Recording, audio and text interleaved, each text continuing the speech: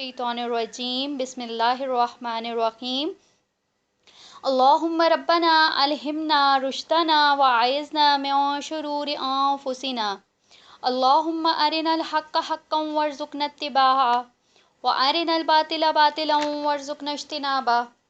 अल्लाहुम्मा इरहमना बिल क़ुरआनिल अज़ीम वजअलहु लना इमामन व नूरन व हुदन व रहमा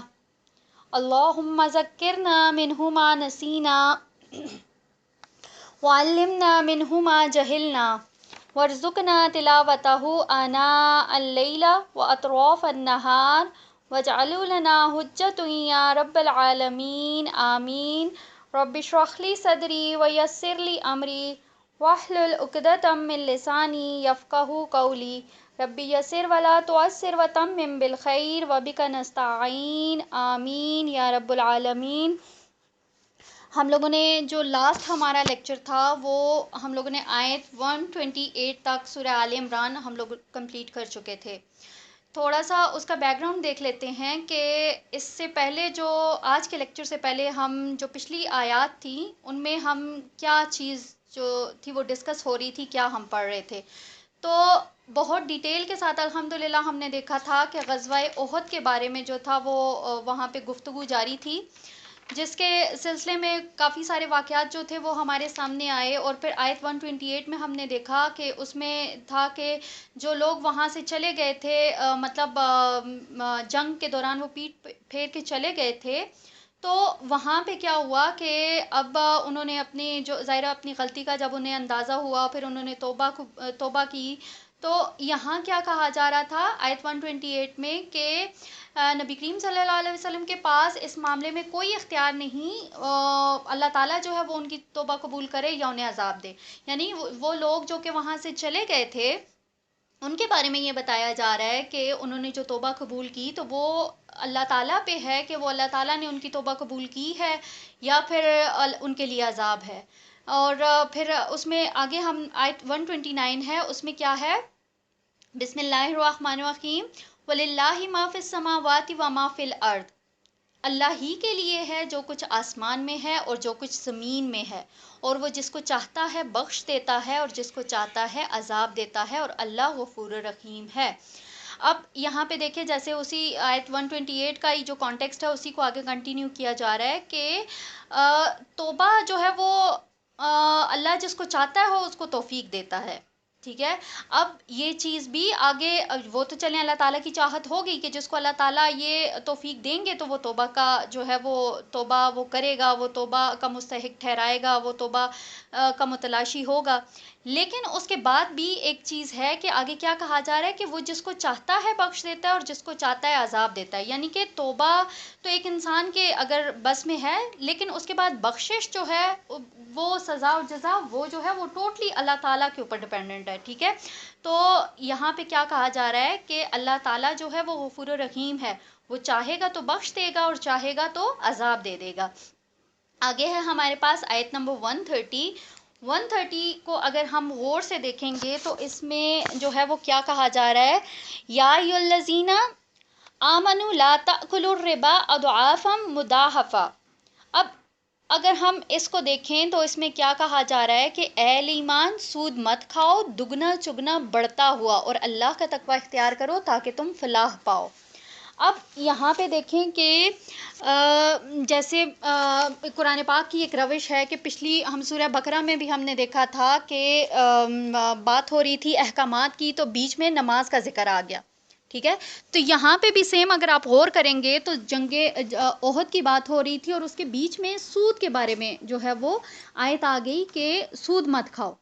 तो इस चीज़ को हमने यहाँ पे समझना है कि ग़ज़वा उहद के हालात और वाक़यात में सूद जो है वो उसकी आयत क्यों पेश की गई, क्या ऐसी वो क्या रीज़न थी। तो यहाँ पे हमने देखा कि जैसे वो दुरे के ऊपर जिस तरह से नबी करीम सल्लल्लाहु अलैहि वसल्लम ने पूरा एक दस्ता जो था वो वहाँ पे एक तैनात किया था, تو ان کے اندر کیا چیز تھی کہ جس نے ان کو جو تھا وہ وہاں سے ہٹنے پہ مجبور کر دیا؟ ظاہر ہے وہ مال غنیمت کی اس میں گئے تھے نا، مال غنیمت کے لالچ میں کہ بھئی ہم لوگ یہاں پہ کھڑے رہیں گے تو نیچے جو لوگ ہیں وہ سارا مال غنیمت لے لیں گے۔ حالانکہ اگر ان کو یہ چیز معلوم ہوتی کہ مال غنیمت کے بارے میں باقاعدہ جو تھے وہ احکامات آ چکے تھے، اور جو لوگ ہیں نہیں ہیں جنگ میں، جتنے بھی شریک ہیں بھلے وہ اس وقت اس ٹائم پہ موجود ہیں یا نہیں ہیں، مال غنیمت میں تو سب کا حصہ ہونا تھا نا۔ لیکن کیا تھا کہ ایک دنیا کی ایک جو محبت تھی، اور جو مال و دولت کی ایک محبت کہہ لیں، کہ جو اس وقت ان کے جو خواہشات تھی، جو ان کا دل تھا، اس کے اوپر حاوی ہو گئی۔ تو یہاں پھر اللہ تعالیٰ نے اس چیز کو جو ہے وہ مینشن کیا کہ یہ جو دنیا کی چیزیں ہیں، ٹھیک ہے، یہ جو دنیا کی محبت ہے، یہ جو مال ہے، یہ ظاہر ہے یہ اب وہ جو سود کے ساتھ اس کو ریلیٹ کیا گیا، تو وہ جس طرح سے سود اپنی اصل سے ایک بڑا ہوا ہوتا ہے نا، تو سیم اسی طرح سے تھا کہ جیسے اب یہ اس مال غنیمت میں آپ لوگوں کا اپنا شیئر تو کوئی نہیں ہے نا، یہ تو سارا اللہ تعالیٰ کی طرف سے ہے۔ تو جس کے اندر بھی یہ اس طرح کی اگر مال و دولت کی محبت پیدا ہو جاتی ہے، تو کیا ہوتا ہے کہ اس کی جو پرسنالٹی ہوتی ہے، اس کے اندر بہت سارے ڈرا بیکس جو ہوتے ہیں وہ پیدا ہو جاتے ہیں۔ تو یہاں اللہ تعالیٰ نے کیا کہا کہ وَاتَّقُوا اللَّهَ لَعَلَّكُمْ تُفْلِحُونَ، اور اللہ کا تقوی اختیار کرو تاکہ تم فلاح پاؤ۔ یہاں پہ کیا کہا گیا کہ اللہ کا تقوی اختیار کرو۔ فلاح سے کیا مراد ہے؟ یہ فلاح دنیا کی فلاح تو ہو سکتی ہے، ٹھیک ہے، دنیا میں فلاح اب وہ ان کو فتح کی شکل میں ہوگی، لیکن اس فلاح سے مراد اصل وہ کامیابی ہے جو کہ آخرت میں ایک بندہ مومن کو ملنے والی ہے، ٹھیک ہے۔ تو یہاں پہ کیا کہا جا رہا ہے کہ اگر تم یہ چاہتے ہو کہ آخرت میں تمہیں کامیابی نصیب ہو، تو تم اللہ کا تقوی اختیار کرو۔ اور تقوی کے بارے میں ہم بہت اچھے طریقے سے یہ جانتے ہیں کہ اللہ اپنے آپ کو اللہ تعالیٰ کے سپرد کر دینا، اللہ تعالیٰ کے احکامات کے مطابق اپنی زندگی کو بسر کرنا، اور ہر اس چیز سے بچ کے چلنا کہ جو آپ کو راہ راست سے ہٹا دے، تو یہ تقوی کہلاتا ہے۔ آیت 131 ہے وَاتَّقُوا النَّارَ الَّتِي أُعِدَّتْ لِلْكَافِرِينَ، اور اس آگ سے بچو جو کافروں کے لیے تیار کی گئی ہے۔ اب یہاں پہ کیا کہا گیا کہ فلاح پاؤ گے تو جنت میں جاؤ گے، ٹھیک ہے، لیکن اگر تم ذرا سا بھی قدم ڈگمگا گئے تو پھر کہاں جاؤ گے؟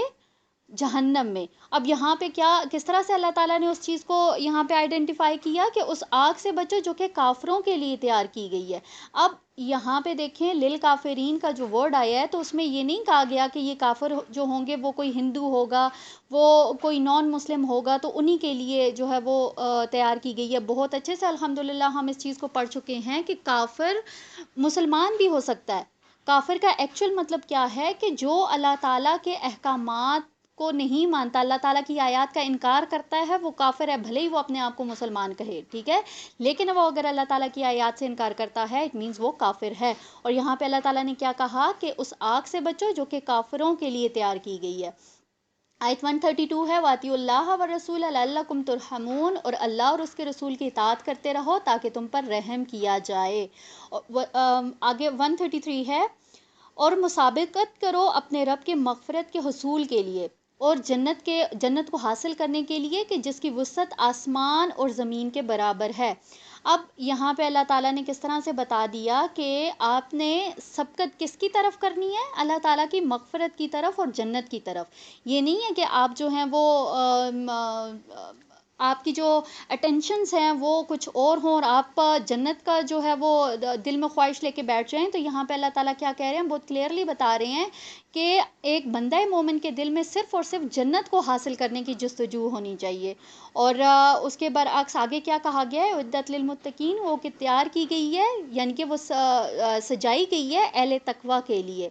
اب یہاں سے آگے یہ جو آیت 134 ہے اور 135، ٹھیک ہے، ان دونوں آیات کو ہم بہت غور سے دیکھیں گے کہ جس جنت کا پیچھے اللہ تعالیٰ نے پچھلی آیات میں ذکر کیا، تو اب ان اگلی جو دو آیات ہیں، ان دو آیات میں ہمیں اس جنت کے جو اوصاف ہیں وہ ملتے ہیں، مطلب جنت میں جانے والوں کے اوصاف ملتے ہیں، ٹھیک ہے، یعنی کہ جنتی جو لوگ ہوں گے ان کے اندر کس طرح کی خوبیاں ہونی چاہیے کہ وہ جنت کے مستحق ٹھہرائے جائیں گے، ٹھیک ہے۔ تو آیت 134 میں کیا کہا جا رہا ہے؟ الذین ينفقون فی السراء والضراء، وہ لوگ جو کہ خرچ کرتے ہیں کشادگی میں بھی اور تنگی میں بھی۔ اب یہاں پہ دیکھیں کہ کیا کہا گیا، ان آیات کو بہت اچھے سے سمجھنے کی ضرورت ہے، ٹھیک ہے۔ اب یہاں پہ کیا کہا گیا، خرچ تو وہ کرتے ہیں لیکن فی السراء، سراء سے کیا مراد ہے، خوشی میں، ٹھیک ہے۔ سراء جو ہے وہ سرور سے نکلا ہے، یعنی کہ اب یہاں پہ دیکھیں کہ خوشی میں خرچ کرنے کا کیوں کہا گیا ہے، ٹھیک ہے، کیونکہ عموماً انسان جو ہوتا ہے وہ خوشی میں اللہ تعالیٰ کو وہ بھول جاتا ہے۔ تو یہاں پہ اللہ تعالیٰ نے کیا کہا کہ جنتی کون لوگ ہوں گے، جنہیں خوشی اور غم دونوں میں اللہ تعالیٰ یاد رہتا ہے۔ جو متقی تو ہیں وہ اپنے جو اپنا ان کا مال ہے وہ اس کو خرچ کرتے ہیں، تو وہ اللہ تعالیٰ کی یاد ان کے دل میں ہوتی ہے، ٹھیک ہے۔ چاہے وہ خوشی میں ہوتے ہیں چاہے وہ غم میں ہوتے ہیں، لیکن ہر حال میں ان کو جو ہے وہ اللہ تعالیٰ یاد رہتا ہے۔ اب یہاں پہ کیا کہا گیا کہ مال کی کشادگی میں، ٹھیک ہے، تو مال کی کشادگی کا ذکر اس لیے کیا گیا کہ ظاہر ہے آپ کو پتہ ہے کہ جب بھی کوئی انسان اگر بہت زیادہ وہ مالدار ہوتا ہے، تو جس کے پاس جتنا زیادہ مال ہوتا ہے وہ اتنا زیادہ بخیل بھی ہوتا ہے، ٹھیک ہے۔ وہ اپنے مال کو سنبھال کے رکھنا چاہتا ہے، وہ اسے خرچ نہیں کرتا۔ تو تبھی اللہ تعالیٰ نے کیا کہا کہ مال آپ کے پاس زیادہ ہے یا کم ہے، آپ نے ہر حال میں اسے اللہ تعالیٰ کی راہ میں خرچ کرنا ہے۔ اور یہاں پھر یہ بھی بتا دیا کہ آخرت میں جانے کے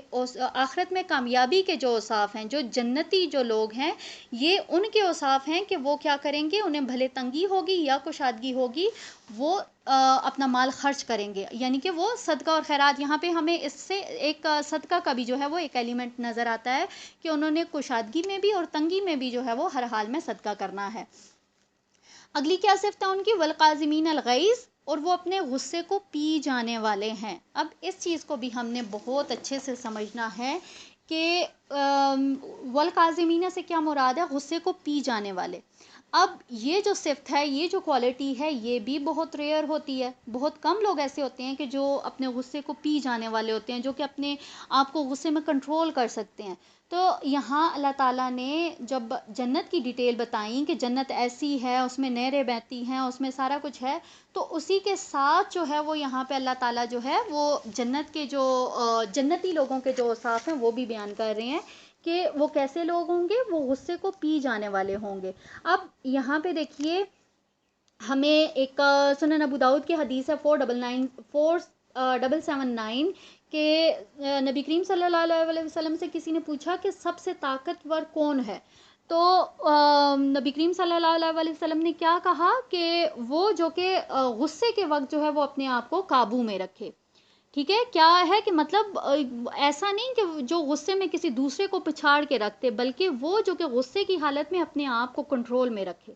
تو وہ جو ہوتا ہے وہ انسان سب سے طاقتور ہوتا ہے۔ اسی کے برعکس آگے ہمارے پاس ہے صحیح بخاری کی ایک حدیث ہے 6116 کہ ایک شخص نے نبی کریم صلی اللہ علیہ وسلم سے عرض کیا کہ مجھے آپ کوئی نصیحت فرما دیجئے، تو انہوں نے کہا کہ غصہ نہ ہوا کرو۔ تو انہوں نے یہ کئی مرتبہ یہ والا سوال انہوں نے ریپیٹ کیا، تو نبی کریم صلی اللہ علیہ وسلم نے اس کا یہی جواب دیا کہ غصہ نہ ہوا کر۔ تو یہاں پہ ہمیں کیا سبق ملتا ہے اس سے کہ یہ جو جنت ہے، جسے ہم نے اتنا ایزی ہم اس کو لے لیتے ہیں نا کہ ہم صرف امتی ہیں تو ہم جنت میں چلے جائیں گے، تو اس کے لیے دیکھ لیں کہ کس طرح کے اوصاف ہیں کہ جن کو ہم اپنائیں گے تو ہم جنتی کہلائیں گے۔ اس کے بعد آگے دیکھیں، والعافین عن الناس، اور لوگوں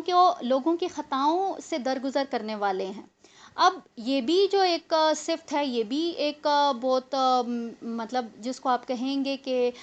ناممکن تو نہیں لیکن تھوڑا مشکل سی ایک صفت ہے نا، کہ ہم اگر اپنے گریبان میں جھانکیں تو آج ہم میں سے کتنے لوگ ہیں جو کہ کسی دوسرے کی خطا کو معاف کر لیتے ہیں۔ تو یہاں پہ یہ بھی ایک چیز سوچنے والی ہے کہ اگر ہم جنت کے خواہش مند ہیں، اگر ہم یہ چاہتے ہیں کہ ہمیں جنت ملے، تو اس کے لیے جو اوصاف بتائے جا رہے ہیں ہمیں ان کے اوپر بہت جو ہے وہ ان اوصاف کو اپنانا پڑے گا، اس کے اوپر محنت کرنی پڑے گی۔ اور واللہ یحب المحسنین، اور اللہ تعالیٰ ایسے محسنین کو پسند کرتا ہے۔ اب یہاں پہ دیکھیں کہ ہم نے یہ دیکھ لیا کہ اسلام کیا ہے، اسلام کے بعد ایمان کیا ہے، ایمان کے بعد احسان کا درجہ آتا ہے، ٹھیک ہے۔ اسلام ہم میں ہے الحمدللہ بائی برتھ، ہمیں وہ اسلام جو ہے وہ پلیٹ میں رکھا مل گیا، پھر اس کے بعد ایمان کے لیے ہم نے تھوڑی بہت محنت کی تو ایمان آ گیا. لیکن یہ جو احسان والی ایک صفت ہے، یہ بہت مطلب ان دونوں سے تھوڑا سا اوپر کا جو ہے ایک لیول ہے وہ ہے. تو یہاں پہ اللہ تعالیٰ کیا کہہ رہے ہیں کہ اس طرح کے جو محسنین ہوتے ہیں، ٹھیک ہے، کون سے؟ جن کی اوپر صفات بیان کی گئی، ایسے محسنین کو اللہ تعالیٰ پسند کرتا ہے. آیت 135 میں دیکھیں، اور جن کا حال یہ ہے کہ اگر کبھی ان سے کسی بے حیائی کا ارتکاب ہو جائے یا وہ اپنے اوپر کوئی ظلم کر بیٹھیں تو فوراً انہیں اللہ یاد آ جاتا ہے. مینز اب اس آیت کے اندر ہمیں چوتھی ایک صفت نظر آ رہی ہے، وہ کیا ہے کہ جب بھی ان سے کوئی گناہ کا کام ہوگا، کوئی بے حیائی کا کام سرزد ہوگا تو وہ کیا کریں گے؟ فوراً ہی اللہ تعالیٰ سے جو ہے وہ مغفرت طلب کریں گے. ٹھیک ہے. اسی طرح سے جو ہے وہ آگے کیا ہے، وَمَن يَغْفِرُ الذُّنُوبَ إِلَّا اللَّهُ، اور کون ہے جو معاف کر سکے گناہوں کو سوائے اللہ کے. یعنی کہ گناہوں کے اوپر ایک جو ایک ریگریٹ ہوتا ہے، جو ایک انسان کے اندر ایک پچھتاوا ہوتا ہے، اس کے بعد کیا کہا جا رہا ہے کہ ایک انسان نے توبہ استغفار کر لیا، لیکن اب وہ کون ہے؟ اللہ کے سوا کون ہے کہ جو کسی کی توبہ کو قبول کر سکتا ہے؟ اتنا ظرف کسی انسان میں تو نہیں ہوتا نا. اگر ہم اپنے ارد گرد دیکھیں یا ہم اپنے اندر جھانک کے دیکھیں تو اگر چھوٹی سی بھی اگر کسی سے کوئی غلطی ہوتی ہے تو ہم بڑی مشکل سے اس کو ہضم کرتے ہیں، بڑی مشکل سے اس کو جو ہے وہ اپنا دل اس کے لیے صاف کر سکتے ہیں کسی دوسرے بندے کے لیے. لیکن یہاں پہ اللہ تعالیٰ کیا کہہ رہے ہیں کہ اللہ کے سوا کوئی بھی نہیں ہے جو کہ معاف کر دیتا ہے، اور وہ اپنے اس غلط فعل پر جانتے بوجھتے اصرار نہیں کرتے. اب یہ دیکھیں ان دو آیات کے اندر ہمیں کتنی زیادہ صفات مل گئیں جنتی لوگوں کی، کہ جب بھی ان سے کوئی غلط کام ہوتا ہے اور پھر اس کے بعد وہ اس کے اوپر ڈٹ نہیں جاتے ہیں. توبہ استغفار کر لی لیکن پھر اس کے بعد وہ دوبارہ اس کام کی طرف نہیں جاتے. ٹھیک ہے. تو یہاں پہ اس چیز کو بھی ہم نے بہت اچھے سے سمجھنا ہے کہ توبہ جو ہوتی ہے وہ اپنے گناہوں کے اوپر جو توبہ کرنی ہوتی ہے وہ ایسی توبہ نہیں ہونی چاہیے کہ آپ نے ایک گناہ کیا، اس کے اوپر آپ نے توبہ کی، پھر کچھ عرصے کے بعد آپ نے سمجھا کہ ہاں اللہ تعالیٰ نے مجھے معاف کر دیا، دوبارہ سے آپ اسی روش پہ، اسی ڈگر پہ آپ چلنا شروع ہو جائیں. تو نہیں، بلکہ ایسی توبہ جو کہ اللہ تعالیٰ کون سی توبہ کو قبول کرتا ہے کہ جس کے بعد دوبارہ جو ہے وہ والی غلطی نہ دہرائی جائے. ٹھیک ہے. آیت 136 ہے، اولئک جزاؤہم مغفرۃ من ربہم، یہ ہیں وہ لوگ کہ جن کا بدلہ ہے ان کے رب کی طرف سے مغفرت، اور وہ باغات کے جن کے دامن میں ندیاں بہتی ہوں گی اور وہ ان میں ہمیشہ رہیں گے. ہمارے پاس جامع ترمذی کی ایک حدیث ہے 35-37 کہ جس میں کیا کہا جا رہا ہے کہ جب لوگ جو ہیں وہ اس طرح کی جو توبہ ہوتی ہے، ٹھیک ہے، توبہ کی ایک ہمیں پورا ایک مل جاتا ہے کہ آخری سانس تک جو ہے وہ اللہ تعالیٰ انسان کے اندر، کسی انسان کے اندر ایک آخری جو ایک اس کے اندر رمق ہے نا زندگی کی، تب بھی اللہ تعالیٰ اس کی توبہ قبول کر لیتے ہیں. لیکن وہی چیز ہے کہ اس توبہ کے بعد اب ظاہر ہے یہ تو ایک آپ کو ایک ایگزامپل دی گئی ہے نا، لیکن صحیح اور قابل قبول توبہ وہی ہوتی ہے کہ جس کے بعد آپ دوبارہ وہ گناہ نہ کریں کہ جس کی وجہ سے آپ نے یہ سارا جو ایک پروسیس تھا وہ کیا تھا. آیت 137 ہے، تم سے پہلے بھی بہت سے حالات اور واقعات گزر چکے ہیں، تو پھر زمین میں گھومو پھرو اور دیکھو کہ کیسا انجام ہوا جھٹلانے والوں کا. اب یہاں اللہ تعالیٰ کیا کہہ رہے ہیں کہ بہت سارے ایسی چیزیں تھیں جو کہ اگر یہاں پہ اگر مخاطبت دیکھی جائے طویل خاص میں، وہ قریش کے ساتھ ہو رہی ہے. ٹھیک ہے. تو یہاں پہ قریش کو یہ بتایا جا رہا ہے کہ جیسے آپ لوگ وہ ان کے تجارتی قافلے جاتے ہوتے تھے تو وہ جن علاقوں سے گزر کے جاتے ہوتے وہاں پہ قوم سمود اور قوم لوط کی بستیاں تھیں، تو انہیں ان کے احوال کے بارے میں معلوم تھا. اور پھر اگر ان کے ریسنٹ ہی جو ان کے ساتھ ہوا کہ جس طرح سے جنگ بدر میں ان کے ساتھ کیا ہوا، کس طرح سے مسلمانوں نے ان کا قتل عام کیا اور کس طرح سے ان کو جو ہے وہ تباہ و برباد کیا، تو یہاں اللہ تعالیٰ کیا کہہ رہے ہیں کہ اگر وہ چاہیں تو وہ انجام وہ دیکھ سکتے ہیں کہ کیا انجام ہوتا ہے. جو بھی اللہ تعالیٰ کو جھٹلاتے ہیں، اللہ تعالیٰ کی آیات کو جھٹلاتے ہیں، تو ان کا انجام کیا ہوتا ہے. تو یہ سب کچھ ان کی آنکھوں کے سامنے ہے.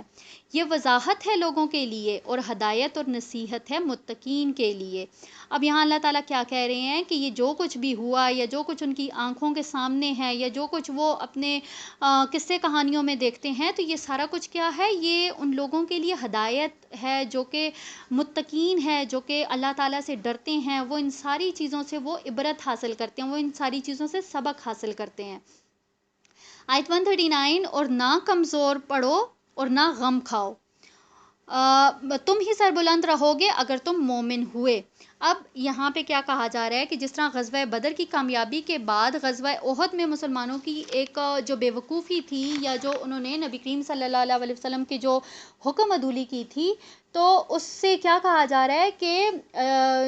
اس سے جتنا مسلمانوں کو نقصان ہوا تھا، تو اس کے بارے میں یہاں اللہ تعالیٰ نے اس آیت میں کیا ارشاد فرمایا کہ غم نہ کھاؤ اور نہ ہی کمزور پڑو۔ آخر میں جو ہے یہ جو فتح ہوگی وہ بے شک وہ تمہاری ہی ہوگی، لیکن اس کے لیے شرط کیا ہے کہ اگر تو تم مومن ہوئے تو تمہیں فتح نصیب ہوگی،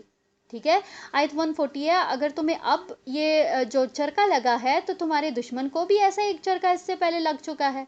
اب یہاں اس سے کیا مراد ہے کہ یہ جو غزوہ احد میں مسلمانوں کو ایک نقصان ہوا ہے، تو کیا اس سے پہلے یہ جو غزوہ بدر میں مسلمانوں نے جو ان کفار کو جو ایک نقصان ان کا جو کیا تھا، تو ان کے ساتھ بھی تو یہی سارا کچھ معاملہ پیش آیا تھا نا۔ اگر ان کے یہاں پہ اگر 70 لوگ شہید ہو گئے مسلمانوں کے، تو سیم اسی طرح سے 1 سال پہلے غزوہ بدر کے موقع پر بھی ان کے بھی 70 ہی مشرکین جو تھے وہ ان کا بھی قتل عام ہوا تھا۔ تو یہاں جو ہے یہ جو معاملات ہیں، یہ ایسا نہیں ہے کہ صرف مسلمانوں کے ساتھ ہی ہوا ہے، بلکہ ان کے ساتھ بھی ہوا تھا۔ تو یہاں پہ کیا کہا جا رہا ہے کہ یہ جو جتنی بھی سچویشن تھی، ٹھیک ہے، یہ جو غزوہ احد کا جو پورا ایک معاملہ بیان کیا جا رہا ہے، جو پورے حالات و واقعات بیان کیے جا رہے ہیں، تو یہاں پہ کیا کہا جا رہا ہے کہ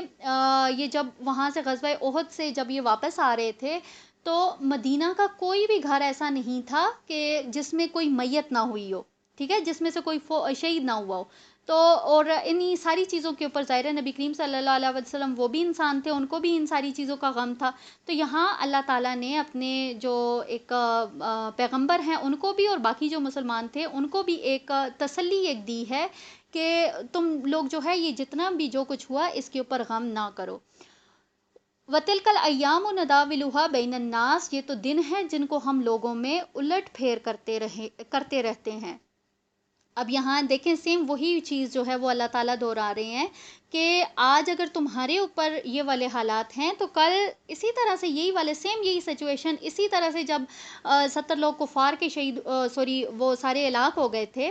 تو ان کے بھی اسی طرح سے ان کے بھی گھروں میں صف ماتم بچھی ہوئی تھی، وہاں پہ بھی ایسے ہی آہو بکا تھی۔ تو اللہ تعالیٰ کیا کہہ رہے ہیں کہ یہ تو صرف دن ہیں کہ کبھی کہیں پہ خوشی ہوگی، کہیں پہ غم ہوگا۔ تو یہ تو جو ہے نا یہ سارا ایک زمانے کی ایک گردش ہے، ٹھیک ہے، کہ یہ ایک پہیہ ہے جس کو ہم پھیرتے ہیں، آگے پیچھے کرتے ہیں۔ تو ایسا نہیں ہے کہ اگر ان کے ساتھ تمہارے ساتھ یہ والے معاملات ہوئے ہیں تو اور کسی کے ساتھ نہیں ہوئے۔ وَلِيَعْلَمَ اللَّهُ الَّذِينَ آمَنُوا، اور یہ اس لیے ہوتا ہے کہ اللہ دیکھ لے کہ کون لوگ حقیقتاً مومن ہیں۔ اب یہاں اس چیز کو بھی جو ہے اس طرح اس کو اللہ تعالیٰ نے ایک ایز اے آزمائش پیش کیا ہے کہ یہ سب کچھ اس لیے ہوا تاکہ تمہیں معلوم ہو جائے کہ کون جو ہے وہ سچا مومن ہے، اور وہ چاہتا ہے کہ تم میں سے کچھ کو مقام شہادت عطا کرے اور انہیں اپنی گواہی کے لیے قبول کر لے، اور اللہ ظالموں کو پسند نہیں کرتا۔ اب یہاں پھر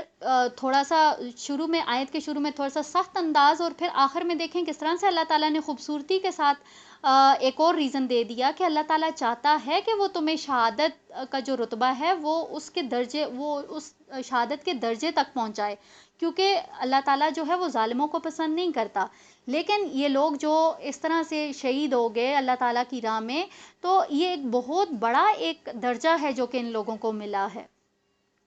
آگے دیکھیں آیت 141 ہے، وَلِيُمَحِّصَ اللَّهُ الَّذِينَ آمَنُوا وَيَمْحَقَ الْكَافِرِينَ، اور یہ اس لیے ہوا کہ اللہ اہل ایمان کو بالکل پاک صاف کر دے اور کافروں کو مٹا دے۔ اب یہاں پہ بھی جو ہے وہ اسی طرح سے اب اسی چیز کو آگے اللہ تعالیٰ جو ہے وہ کنٹینیو کر رہے ہیں کہ یہ جو آزمائش ہوئی یہ کس لیے ہوئی کہ بہت سارے یہ چیز ہمیں معلوم ہے نا کہ یہاں پہ یہ جو پوری ایک جماعت گئی تھی، یہ جو پوری ایک فوج گئی تھی، اس میں بہت سارے ایسے لوگ تھے کہ جو کہ بظاہر تو مسلمان تھے، لیکن وہ کچھ نیولی جو مسلمز تھے وہ بھی تھے اور ان کے ایمان ابھی اتنے مضبوط نہیں تھے۔ اسی کے ساتھ یہاں پہ ہم بہت اچھے سے جانتے ہیں کہ یہاں پہ ایک منافقین کا ایک ٹولہ بھی تھا، ٹھیک ہے، تو وہ لوگ بھی تھے۔ تو یہاں اللہ تعالیٰ کیا کہہ رہے ہیں کہ تاکہ آپ کو معلوم ہو جائے کہ کون جو ہے وہ کون صحیح سچے دل سے یہاں پہ آیا ہوا ہے اور کون کس کے دل میں منافقت ہے، ٹھیک ہے۔ تو یہاں یہ جو کچھ بھی ہوا اس سارے سے جو ہے یہ سب کے لیے ایک آزمائش تھی، کیونکہ اب یہ چیز تو ہم نے بہت اچھے سے پڑھی نا کہ جب یہ والا قافلہ روانہ ہوا تھا، یا جب یہ فوج روانہ ہوئی تھی تو تب ان کی تعداد 1000 تھی، ٹھیک ہے. لیکن کیا ہوا کہ آدھے میں 300 لوگ جو تھے وہ اس میں سے علیحدہ ہو گئے. اور وہ ظاہر عبداللہ بن ابئی کے بارے میں ہم نے یہ سارا پڑھا تھا کہ اس نے کیا کیا کہ آدھے راستے میں بیچ میں آ کے اس نے کہا کہ بھئی ہم لوگ نہیں کرتے جنگ، وہ اپنے لوگوں کو لے کے چلا گیا. تو کیا ہوا کہ یہ جتنا بھی سارا پروسیس ہوا، اس سے کیا ہوا کہ ایک حق اور باطل جو تھا وہ ڈفرینشیٹ ہو گیا، کہ اس سے پتہ چل گیا کہ کون لوگ جو ہیں وہ سچے دل سے ایمان لائیں اور کون لوگ جو ہیں وہ صرف بظاہر جو ہے وہ ایمان کا دعویٰ کر رہے ہیں، ادروائز ان کے دل میں جو ہے وہ اس طرح کا ایمان کا کوئی مطلب ذرہ بھی نہیں ہے. اب یہاں پہ دیکھیں آیت 142 ہے، کیا تم نے سمجھا تھا کہ جنت میں یوں ہی داخل ہو جاؤ گے؟ حالانکہ ابھی اللہ نے یہ تو دیکھا ہی نہیں کہ تم میں سے کون واقعتاً اللہ کی راہ میں جہاد کرنے والے ہیں اور کون صبر و استقامت کا مظاہرہ کرنے والے ہیں. سیم یہ آیت دیکھیں، اسی طرح کی ایک آیت ہم نے سورہ بقرہ کے اندر بھی پڑھی تھی، آیت نمبر 214. اس کا بھی سیم یہی مضمون تھا، تھوڑا سا ورڈز کی آگے پیچھے چینجنگ کے ساتھ جو ہے یہ آیت یہاں پہ آ گئی ہے، کہ یہاں پہ بھی وہی ایک اللہ تعالیٰ کا جو ہے وہ ایک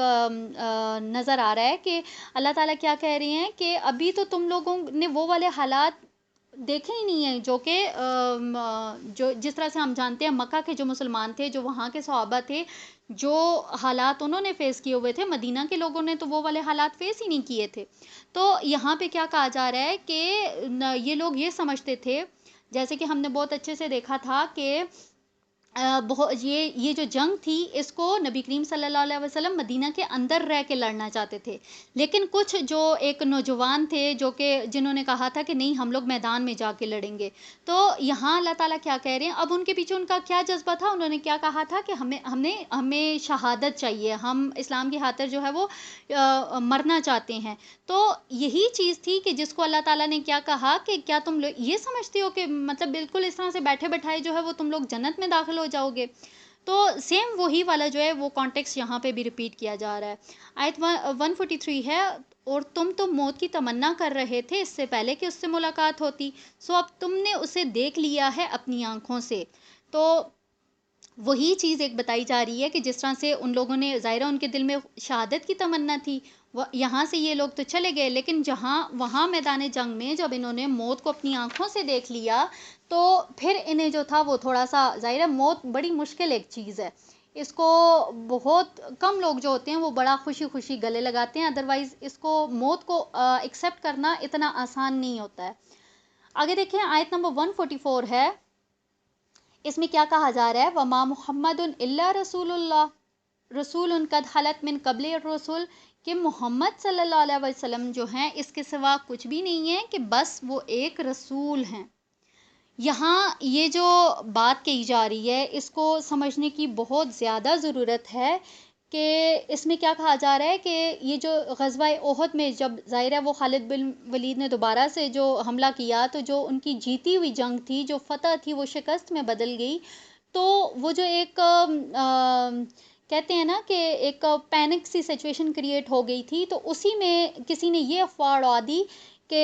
نبی کریم صلی اللہ علیہ وسلم کا انتقال ہو گیا. تو اس چیز کو لے کر بہت سارے ایسے صحابہ تھے جو کہ بہت مطلب ان کے لیے یہ ایک بڑی شاکنگ نیوز تھی. اور اسپیشلی یہاں پہ حضرت عمر رضی اللہ تعالیٰ کا ذکر کیا گیا ہے کہ جیسے ہی انہوں نے یہ سنا تو انہوں نے اپنی تلوار پھینک دی اور وہ بیٹھ گئے کہ اب ہم جنگ کس کے لیے کریں.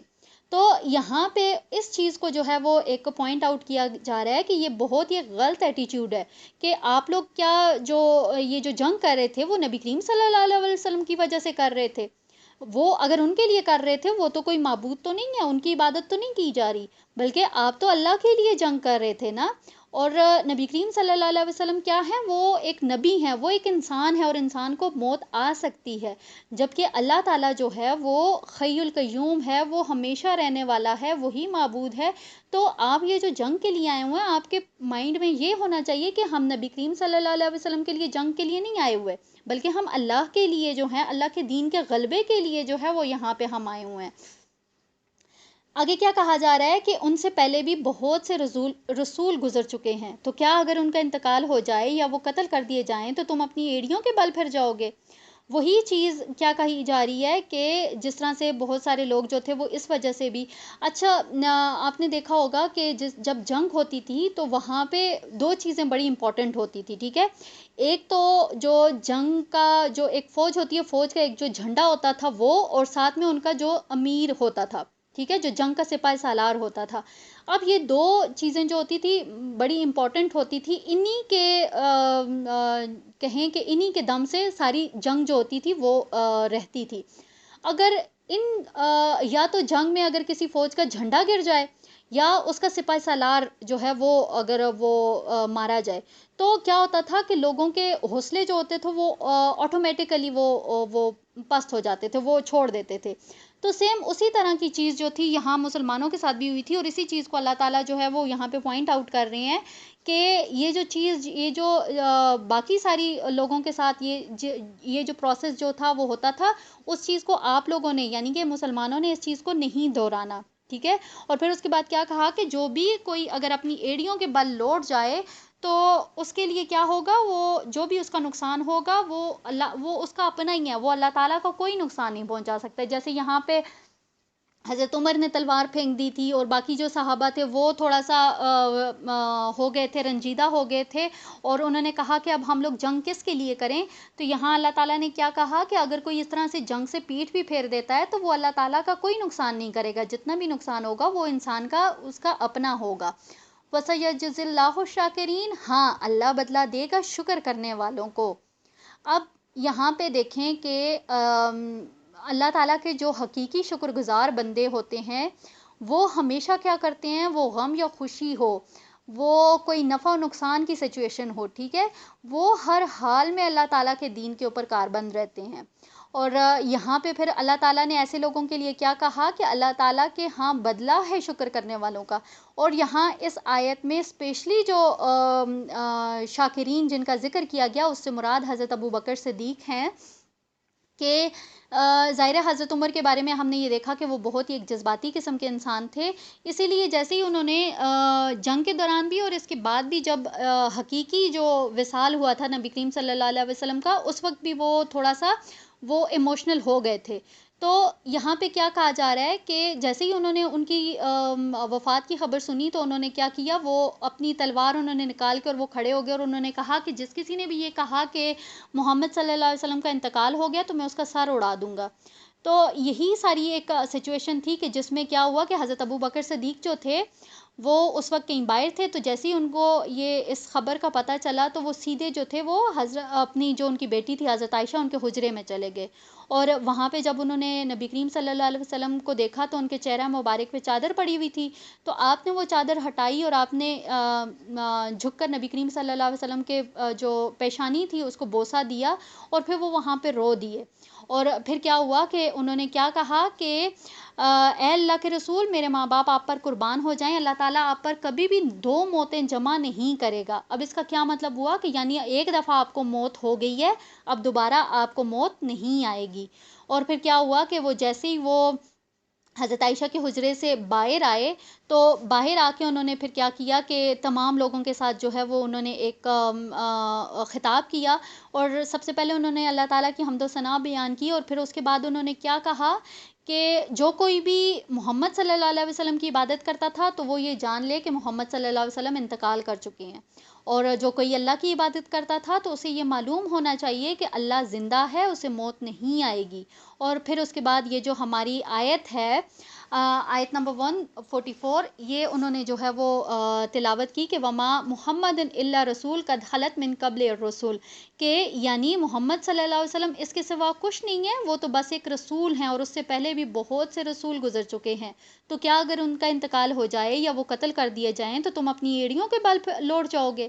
تو جو کوئی بھی اپنی ایڑیوں کے بل لوٹ جائے گا وہ اللہ کا کچھ بھی نقصان نہیں کرے گا، ہاں اللہ بدلہ دے گا شکر کرنے والوں کو۔ اب کیا ہوا کہ جیسے ہی حضرت ابوبکر صدیق نے یہ آیت پڑھی تو لوگوں کو ایسے محسوس ہوا کہ جیسے یہ آیت ابھی ہی نازل ہوئی ہے۔ تو پھر اس کے بعد یہ جو میں نے واقعہ آپ کو سارا بتایا، یہ اس کی دلیل ہمیں مسند احمد کی حدیث نمبر 10977 سے بھی مل جائے گی انشاءاللہ تعالی، اس کو آپ ریڈ کیجئے گا، کمپلیٹ ایک حدیث ہے۔ تو اب اس میں کیا کہا جا رہا ہے کہ یہ جو حضرت محمد صلی اللہ علیہ وسلم کی وجہ سے جو یہ سارے جنگ کر رہے تھے، تو یہ جنگ ان کے لیے نہیں تھی، بلکہ یہ جنگ کس کے لیے تھی؟ حقیقی طور پہ یہ اللہ تعالیٰ کے لیے جنگ تھی۔ آیت 145 ہے، اور کسی جان کے لیے یہ ممکن نہیں ہے کہ وہ مر سکے مگر اللہ کے حکم سے، اور ہر ایک کی موت کا وقت مقرر لکھا ہوا ہے۔ یہاں پہ کیا کہا جا رہا ہے کہ جس طرح سے وہ لوگ کچھ وہاں جنگ سے پیٹ پھیر کے چلے گئے، اور کچھ جو تھے وہ جیسے عبداللہ بن ابی پہلے چلا گیا اپنے 300 لوگوں کو لے کر، تو یہاں اللہ تعالیٰ کیا کہہ رہی ہیں کہ وہ کس وجہ سے، موت کے ڈر سے وہ وہاں سے گیا تھا نا۔ تو یہاں اللہ تعالیٰ کیا کہہ رہی ہیں کہ جس وقت انسان کے اندر زندگی ہے، موت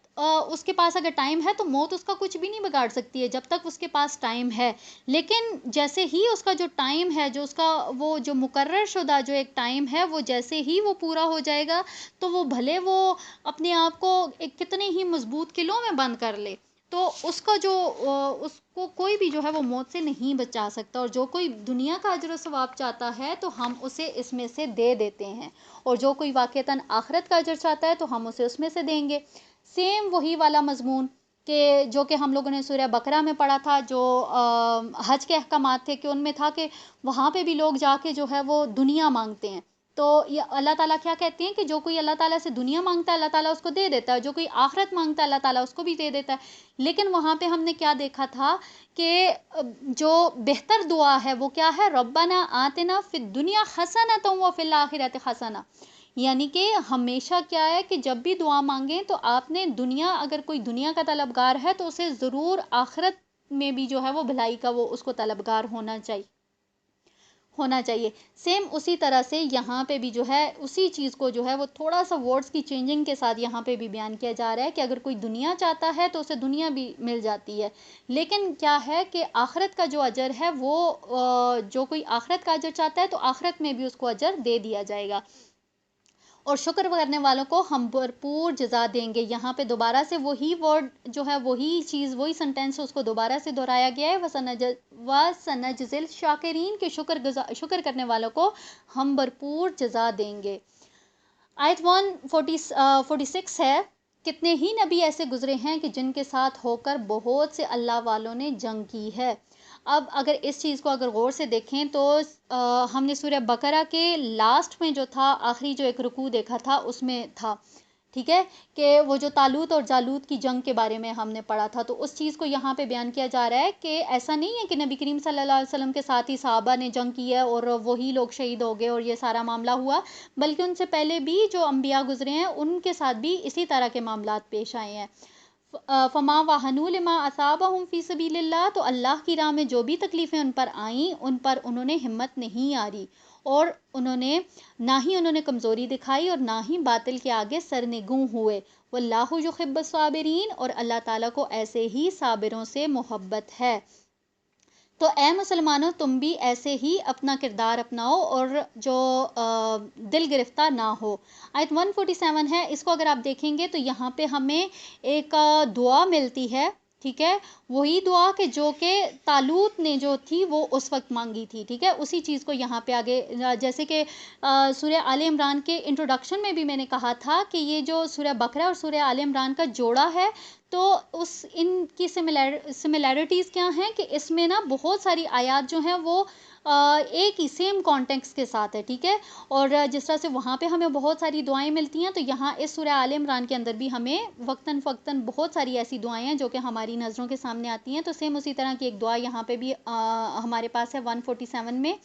کہ وَمَا كَانَ قَوْلَهُمْ إِلَّا أَنْ قَالُوا رَبَّنَا اغْفِرْ لَنَا ذُنُوبَنَا وَإِسْرَافَنَا فِي أَمْرِنَا وَثَبِّتْ أَقْدَامَنَا وَانصُرْنَا عَلَى الْقَوْمِ الْكَافِرِينَ، کہ اور ان کا تو ہر مرحلے پر یہی قول ہوتا تھا اور وہ دعا کرتے تھے کہ اے ہمارے رب، بخش دے ہمیں ہمارے گناہ، اور اگر ہم سے اپنے کسی معاملے میں حد سے تجاوز ہو گیا تو ہمیں معاف فرما دے، اور ہمارے قدموں کو جما دے اور ہماری مدد فرما کافروں کے مقابلے میں، ٹھیک ہے۔ سیم یہی دعا جو تھی وہ سورہ بقرہ کے اینڈ پہ حضرت طالوت علیہ السلام نے بھی کی تھی جب وہ جالوت کے ساتھ جنگ کے لیے گئے تھے۔ آیت 148 ہے،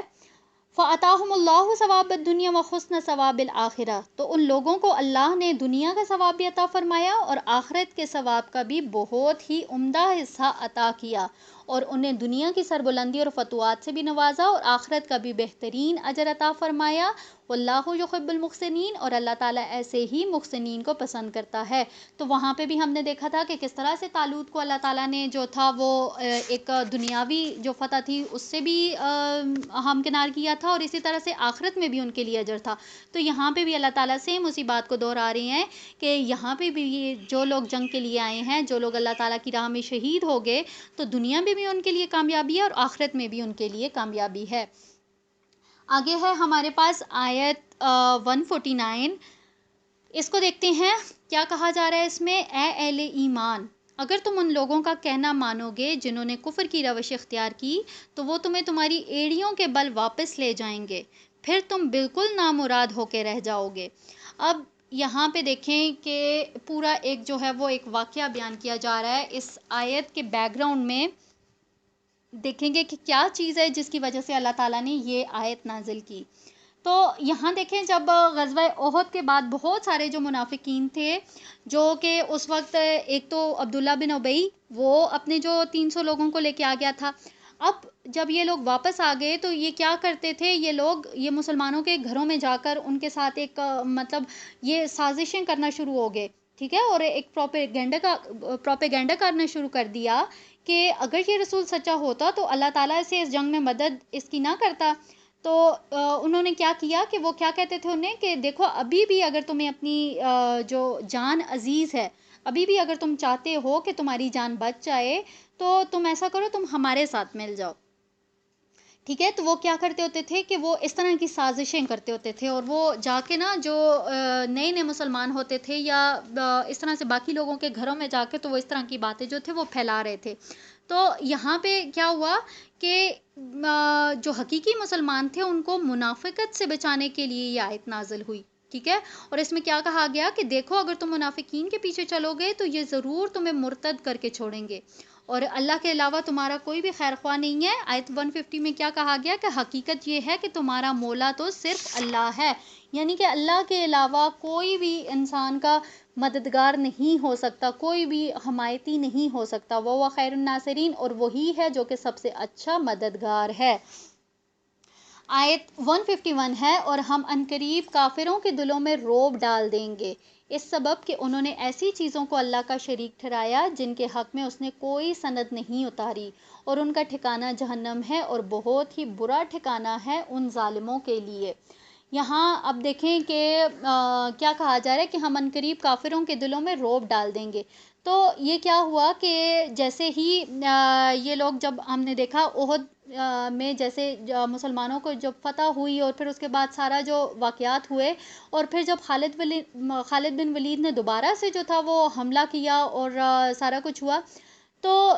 جیسے ہی مسلمان پہاڑ کے اوپر چڑھے تو یہ جو ابو سفیان تھے انہوں نے کیا کہا کہ انہوں نے ان کو جو ان کی فوج تھی ان کو یہ واپس لے کے چلے گئے۔ اب اس کے پیچھے وجہ کیا تھی کہ انہوں نے اس وقت تو انہوں نے یہ کہا کہ ہم نے اپنا جو بدلہ تھا وہ ہم نے لے لیا ہے، اور کافی حد تک جو تھا وہ ہم نے مسلمانوں کو نقصان پہنچا دیا، تو اب ہم لوگ چلتے ہیں۔ تو اس کے پیچھے کیا تھا کہ اس وقت اللہ تعالیٰ نے ابو سفیان کے دل میں جو تھا وہ رعب ڈال دیا تھا، جس کی وجہ سے وہ اپنے لشکر کو وہاں سے لے کر چلا گیا تھا۔ اگر اس طرح کی سچویشن نہ ہوتی تو یہ وہ لوگ ان کا پہاڑ کے اوپر چڑھ کے بھی ان کا پیچھا کر سکتے تھے نا، یہ جو لوگ بچ گئے تھے، جو کچھ تھوڑے بہت مسلمان بچے تھے، تو ان کو بھی تو وہ ختم کر سکتے تھے، لیکن نہیں، اللہ تعالیٰ نے کیا کیا کہ اللہ تعالیٰ نے ان کے دل میں رعب ڈال دیا تھا،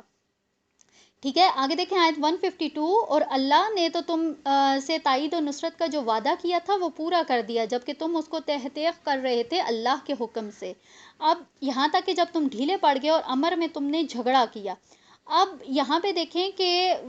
سیم وہی ساری سچویشن بتائی جا رہی ہے کہ جب وہ وہاں سے واپس آئے، جیسے پچھلی آیت میں تھا کہ جب یہ منافقین لوگوں کو یہ کہہ رہے تھے کہ اگر تم یہ سچا رسول ہوتا تو اللہ تعالیٰ اس کی مدد ضرور کرتا، دیکھو کس طرح سے تم لوگوں کا اتنا نقصان ہوا، اتنے لوگ جو ہیں وہ سارے مر گئے۔ اب ان کو یہ تو نہیں معلوم تھا کہ یہ جو مرے ہیں وہ مرے نہیں ہیں، وہ تو شہید ہوئے ہیں، اور ان کے کتنے درجات ہیں۔ اور اسی چیز کو یہاں اللہ تعالیٰ نے کیا کہا کہ اللہ تعالیٰ نے جو اپنا وعدہ کیا تھا اللہ تعالیٰ نے وہ پورا کیا تھا، اللہ تعالیٰ نے فتح کا وعدہ کیا تھا تو وہ فتح دلوائی تھی، لیکن یہ جو کچھ بھی ہوا تھا وہ ان کے اپنے جو ایک ظاہر مسلمانوں کے اندر ہی جو لوگ جو درے والے جو مسلمان تھے، جو وہاں کی جو فوج تھی، یہ اس کے بارے میں بات ہو رہی ہے، ٹھیک ہے، کہ تم لوگ ڈھیلے پڑ گئے تھے. اب یہ ڈھیلے پڑنے سے کیا مراد ہے کہ انہی کے آپس میں ہی جو تھا ان کی اپنی ایک اس کو کیا کہیں گے کہ ایک رنجش ہو گئی تھی نا، کہ ان لوگوں نے کہا کہ نہیں ہم جائیں گے وہاں سے. 50 میں سے صرف 10 یا 15 لوگ جو تھے وہ رہ گئے، باقی 35 لوگ چلے گئے تھے. تو یہاں پہ ایک چیز ہمیں یہ بھی ملتی ہے کہ کیا کہا جا رہا ہے کہ اگر جس طرح سے اطیع اللہ و اطیع الرسول کا حکم دیا تھا، ٹھیک ہے، تو اللہ کا جو رسول ہے ان کی اطاعت تو کی تھی ان لوگوں نے، لیکن یہاں پہ اب جو انہوں نے نافرمانی کی تھی وہ انہوں نے ان کے امیر کی تھی. ظاہر ہے وہاں پہ اب پہاڑ کے اوپر وہاں پہ نبی کریم صلی اللہ علیہ وسلم تو نہیں تھے، لیکن انہوں نے جو اپنے ایک امیر مقرر کیے تھے عبداللہ بن جبیر، جن کی سرکردگی میں انہوں نے وہ یہ پورا ایک دستہ بھیجا تھا، انہوں نے ان کی نافرمانی کی تھی جس کی انہوں نے سزا بھگتی تھی.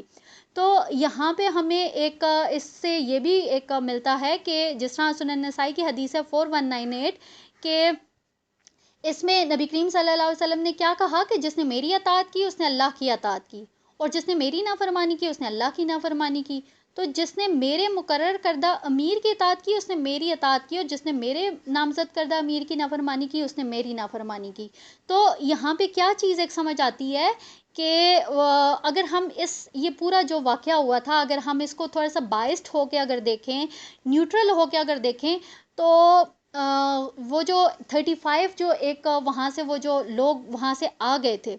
اگر دیکھا جائے تو غلطی ان کی بھی نہیں تھی، ٹھیک ہے، انہوں نے نبی کریم صلی اللہ علیہ وسلم کی نافرمانی نہیں کی تھی، لیکن وہ جو امیر تھا وہ بھی نبی کریم صلی اللہ علیہ وسلم کا ہی سلیکٹڈ تھا، انہوں نے اس کو نامزد کیا تھا. تو اس کی نافرمانی کرنا بھی جو تھا وہ بالکل اسی طرح سے تھا کہ جیسے انہوں نے نبی کریم صلی اللہ علیہ وسلم کی نافرمانی کی اور پھر انہوں نے اس کا نتیجہ جو تھا وہ بھی دیکھ لیا تھا. تو یہاں پہ کیا کہا جا رہا ہے کہ یہ اگر وہ لوگ جو تھے وہ اگر نہ کرتے، اگر ان کے اندر لالچ نہ پیدا ہوتا مال غنیمت کا، تو جو کچھ ان لوگوں نے کیا تھا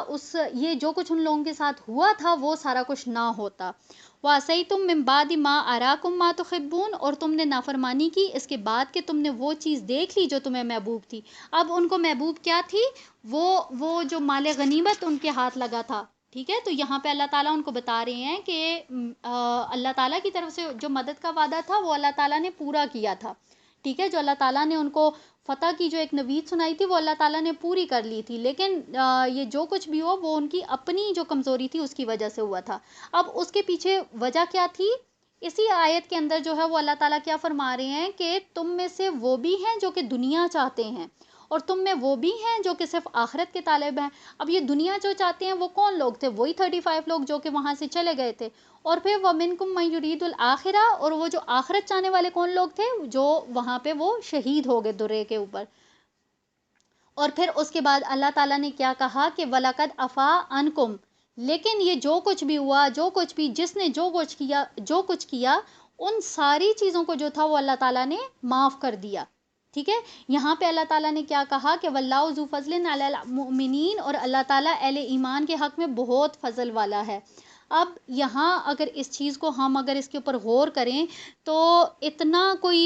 مطلب اس طرح کی ایک سچویشن، پھر اس کے بعد اطاعت نہیں کی، پھر سارا کچھ، اور پھر اتنا بڑا نقصان، اور پھر اس کے باوجود بھی جس کی جو غلطی تھی، ٹھیک ہے، اس کے باوجود بھی اللہ تعالیٰ نے تمام اس وقت اس جنگ میں جتنے بھی شامل لوگ تھے ان سب کے لیے اللہ تعالیٰ نے جو تھا وہ معافی کا اعلان کر دیا، ٹھیک ہے. یہاں اللہ تعالیٰ نے کیا کہا کہ اللہ تمہیں معاف کر چکا ہے، یعنی کہ جس نے جو کچھ بھی کیا اللہ تعالیٰ نے اس کو معاف کر دیا. آیت 153 ہے،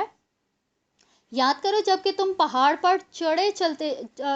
چلے جا رہے تھے جان بچانے کے لیے، اور کسی کی طرف مڑ کر بھی نہیں دیکھ رہے تھے، اور رسول تمہیں پکار رہے تھے تمہارے پیچھے سے، تو اللہ تعالیٰ تم پر غم کے بعد غم مسلسل ڈالتا رہا. اب یہاں پہ دیکھیں کہ سیم وہی بات کہ جب ایک بھگدڑ مچ گئی، جیسے ہی ایک اچانک حملہ ہوا تو پھر ہر کوئی جان بچانے کے لیے بھاگا، ٹھیک ہے. بہت سارے لوگ ایسے تھے جو کہ پہاڑ کی طرف بھاگ گئے، بہت سارے لوگ تھے جو کہ میدان جنگ سے ہی صحابہ جو تھے وہ چلے گئے. تو یہاں پہ کیا کہا جا رہا ہے کہ جب تم پہاڑ پہ چڑھتے چلے جا رہے تھے تو پیچھے سے نبی کریم صلی اللہ علیہ وسلم ان کو آواز دے رہے تھے تو کوئی بھی اس آواز کو نہیں سن رہا تھا، ٹھیک ہے. تو یہاں پھر اس کے بعد اللہ تعالیٰ نے کیا کہا، تو اللہ تعالیٰ نے تم پر غم کے بعد غم مسلسل ڈالتا رہا. اب یہ غم کے بعد غم مسلسل کیسے، اس سے کیا مراد ہے، کون سے غم تھے جو غم کے بعد غم جو تھے وہ اللہ تعالیٰ نے ان کے اوپر ڈالے. تو سب سے پہلا غم کیا تھا کہ وہ جو درے کے اوپر لوگ تھے ان لوگوں کو سب سے پہلا غم کیا لگا کہ مال غنیمت جو ہے وہ ہمارے ہاتھ سے نکل جائے گا،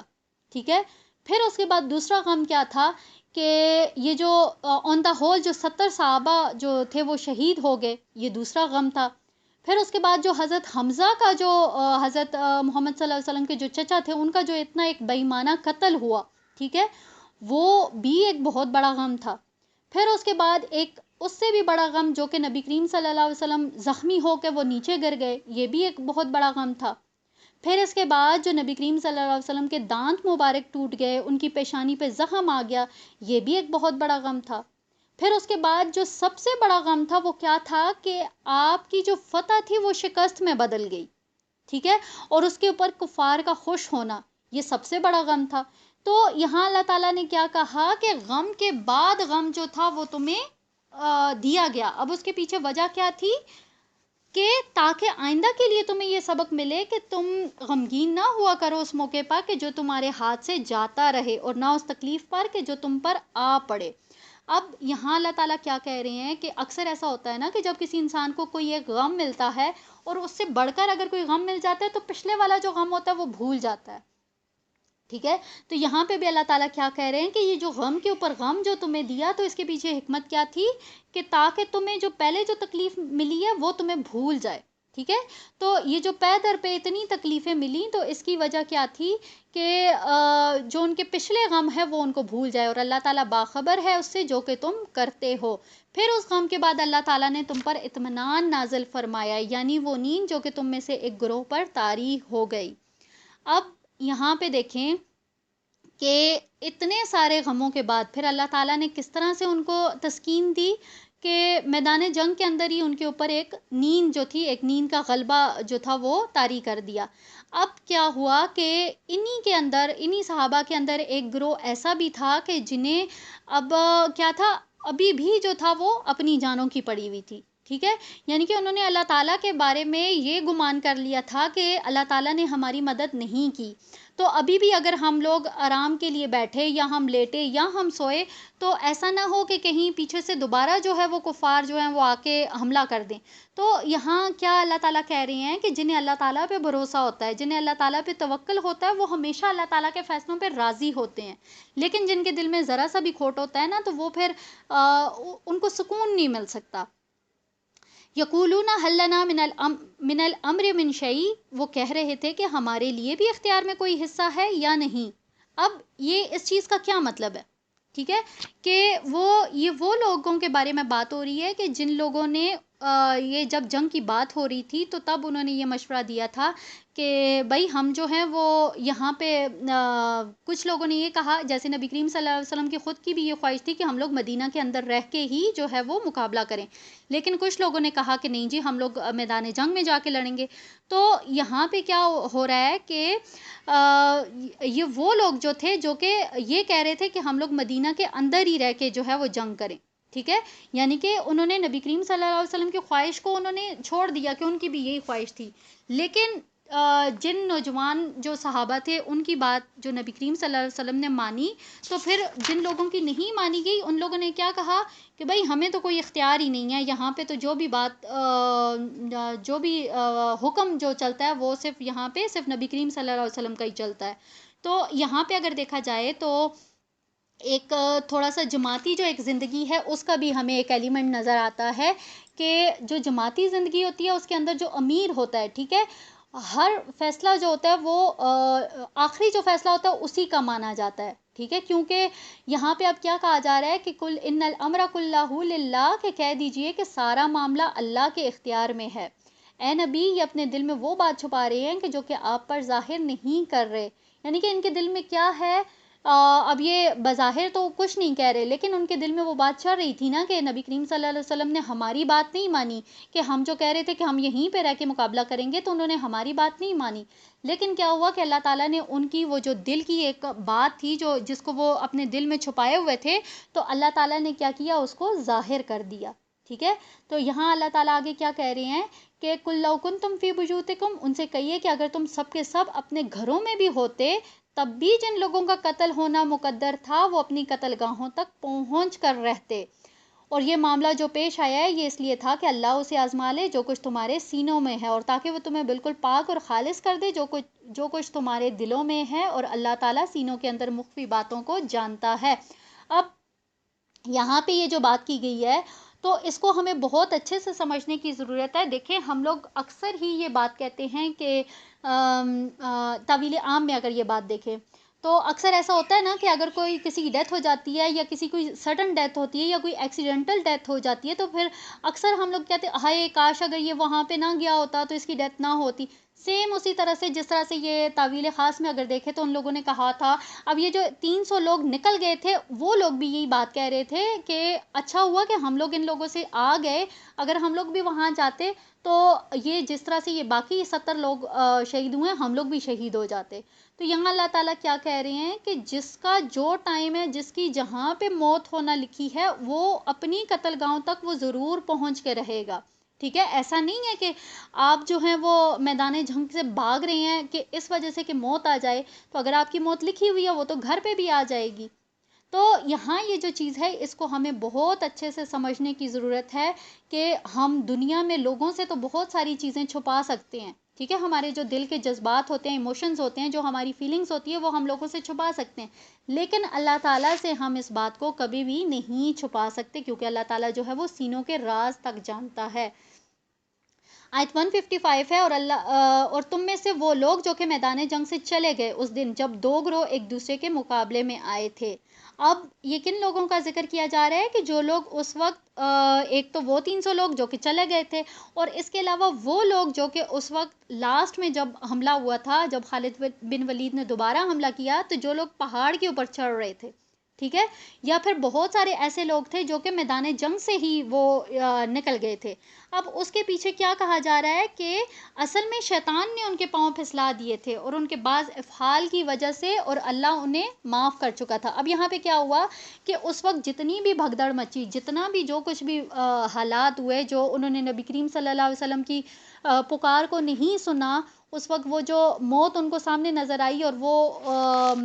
پیٹ پھیر کر بھاگ نکلے، تو اس کے پیچھے اللہ تعالیٰ کیا کہہ رہے ہیں کہ جو کچھ بھی ان لوگوں نے کیا، لیکن اللہ تعالیٰ نے کیا کیا کہ اللہ تعالیٰ جو تھا وہ جس نے جو کچھ بھی کیا اللہ تعالیٰ آلریڈی ان کو معاف کر چکا ہے۔ تو یہاں پہ یہ چیز جو ہے اسے ہمیں سمجھنا چاہیے کہ ہم اس معاملے کو کبھی بھی جو ہے وہ اس طرح سے نہیں بیان کر سکتے کہ اس وقت جو ہے وہ غزوہ احد سے بہت سے صحابہ جو تھے وہ نکل کے بھاگ گئے، کیونکہ جب اللہ تعالیٰ نے ان کو معاف کر دیا تو پھر یہ کسی مسلمان کے لیے جائز نہیں ہے کہ وہ اس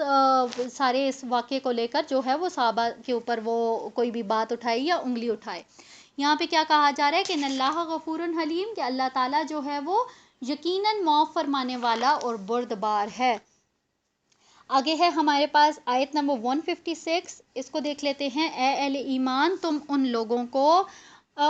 کی مانند نہ ہو جانا جنہوں نے کفر کیا اور جنہوں نے اپنے بھائیوں کے بارے میں جبکہ وہ زمین میں سفر پر نکلے ہوئے تھے اور یا کسی جہاد میں شریک ہوئے تھے اور وہاں پہ ان کا انتقال ہو گیا، اور کہا کہ اگر وہ ہمارے پاس ہوتے تو وہ نہ مرتے اور نہ قتل ہوتے۔ تو یہاں پہ اگر ہم دیکھیں تو وہی ایک ان لوگوں کی ایک روش بیان کی جا رہی ہے کہ ان لوگوں نے کیا کہا۔ اللہ تعالیٰ کیا کہہ رہی ہیں کہ ان لوگوں کی مانند نہ ہو جانا کہ جنہوں نے کہا کہ کاش کہ وہ لوگ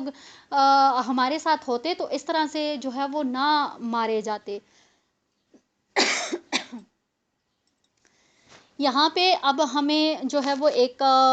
کیا لفظ سمجھ آ رہا ہے کہ کیا کہا جا رہا ہے کہ وہ جو ان کے دل کے اندر حسرت تھی، ٹھیک ہے، کہ اگر کاش کہ وہ لوگ ان کے ساتھ نہ جاتی، وہاں میدان جنگ میں نہ جاتے تو وہ نہ مارے جاتے۔ تو اسی چیز کو ہم ایک حدیث کے ریفرنس سے دیکھ لیتے ہیں۔ صحیح مسلم کی حدیث ہے 6774۔ اس میں کیا کہا جا رہا ہے کہ کبھی بھی جو ہے وہ کاش والا جو لفظ ہے اس کو استعمال نہیں کرنا چاہیے. ٹھیک ہے، یہ تعویل عام اور تعویل خاص دونوں کے لیے ہے کہ کبھی بھی یہ والا لفظ کہ کاش کہ یہ ہو جاتا، یا کاش میں وہاں نہ جاتا تو یہ ہو جاتا، کاش وہاں پہ اگر وہ نہ جاتے تو ان کی موت نہ ہوتی، تو یہ جو کاش والا لفظ ہے اس کو کبھی بھی استعمال نہیں کرنا چاہیے. ٹھیک ہے، کیونکہ یہ کیا کرتا ہے، یہ شیطان کے عمل کا دروازہ کھول دیتا ہے. ٹھیک ہے، اور پھر اس کے بعد کیا ہوتا ہے کہ یہ جو کاش کہنا ہوتا ہے یہ پھر اس طرح سے ہوتا ہے کہ وہ اسی سے جو ہے وہ شیطان کا عمل شروع ہو جاتا ہے. تو اسی لیے یہاں پہ کیا کہا جا رہا ہے کہ ہوتا تو ہمیشہ وہی ہے جو کہ اللہ تعالیٰ کو منظور ہوتا ہے، جس کے پیچھے اللہ تعالیٰ کی حکمت ہوتی ہے. ہم انسان تو کبھی بھی اللہ تعالیٰ کی حکمت کو نہیں سمجھ سکتے نا، بہت کم لوگ ہوتے ہیں کہ جو کہ ایٹ دا اسپاٹ اس حکمت کو سمجھ سکیں. تو یہاں پہ کیا کہا جا رہا ہے کہ یہ بات ان کے لیے ان کی زبان پر آتی ہے تاکہ اللہ ان کو ان کے دلوں میں حسرت کا باعث بنا دے. یعنی جس کو اللہ تعالیٰ چاہتا ہے کہ ان کے دل میں حسرت ہو تو اس کے زبان پہ یہ والا لفظ آتا ہے، کاش والا. واللہ یحیی و یمیت، اور دیکھو اللہ ہی زندہ رکھتا ہے اور وہی موت وارد کرتا ہے، اور جو کچھ تم کر رہے ہو اللہ اسے دیکھ رہا ہے. آیت 157، اور اگر تم اللہ کی راہ میں قتل ہو جاؤ یا ویسے ہی تمہیں موت آ جائے تو اللہ کی طرف سے جو مغفرت اور رحمت تمہیں ملے گی وہ کہیں بہتر ہے ان چیزوں سے جو یہ جمع کر رہے ہیں. اب یہاں پہ کیا کہا جا رہا ہے کہ اگر تم موت تو دیکھیں ویسے بھی آنی ہے، لیکن اگر اللہ کی راہ میں اگر وہ لڑتے ہوئے اگر آ جائے تو اس کی جو رحمت ہے، جو اس کا اجر ہے، وہ اس سے کئی زیادہ بہتر ہے، جو کہ نارملی عام جو انسان ہوتا ہے وہ اپنے ذہن میں رکھتا ہے کہ نہیں جی میں اگر یہ کام کروں گا تو میں دنیا میں اتنا زیادہ جو تھوڑا سا وقت جو ہے وہ زیادہ گزار لوں گا. تو یہاں اللہ تعالیٰ کیا کہہ رہے ہیں کہ اور چاہے تم مرو یا قتل ہو بہرحال اللہ ہی کے پاس اکٹھے کیے جاؤ گے. یعنی یا تو تم اللہ کی راہ میں لڑتے ہوئے شہید ہو جاؤ یا تم گھر میں بیٹھے بٹھائے بستر کے اوپر جو ہے وہ تمہیں موت آ جائے. جو بھی سچویشن ہوگی ہر حال میں جانا تو تم نے اللہ تعالیٰ کے پاس ہی ہے. اور یہ تو اللہ کی رحمت ہے کہ آپ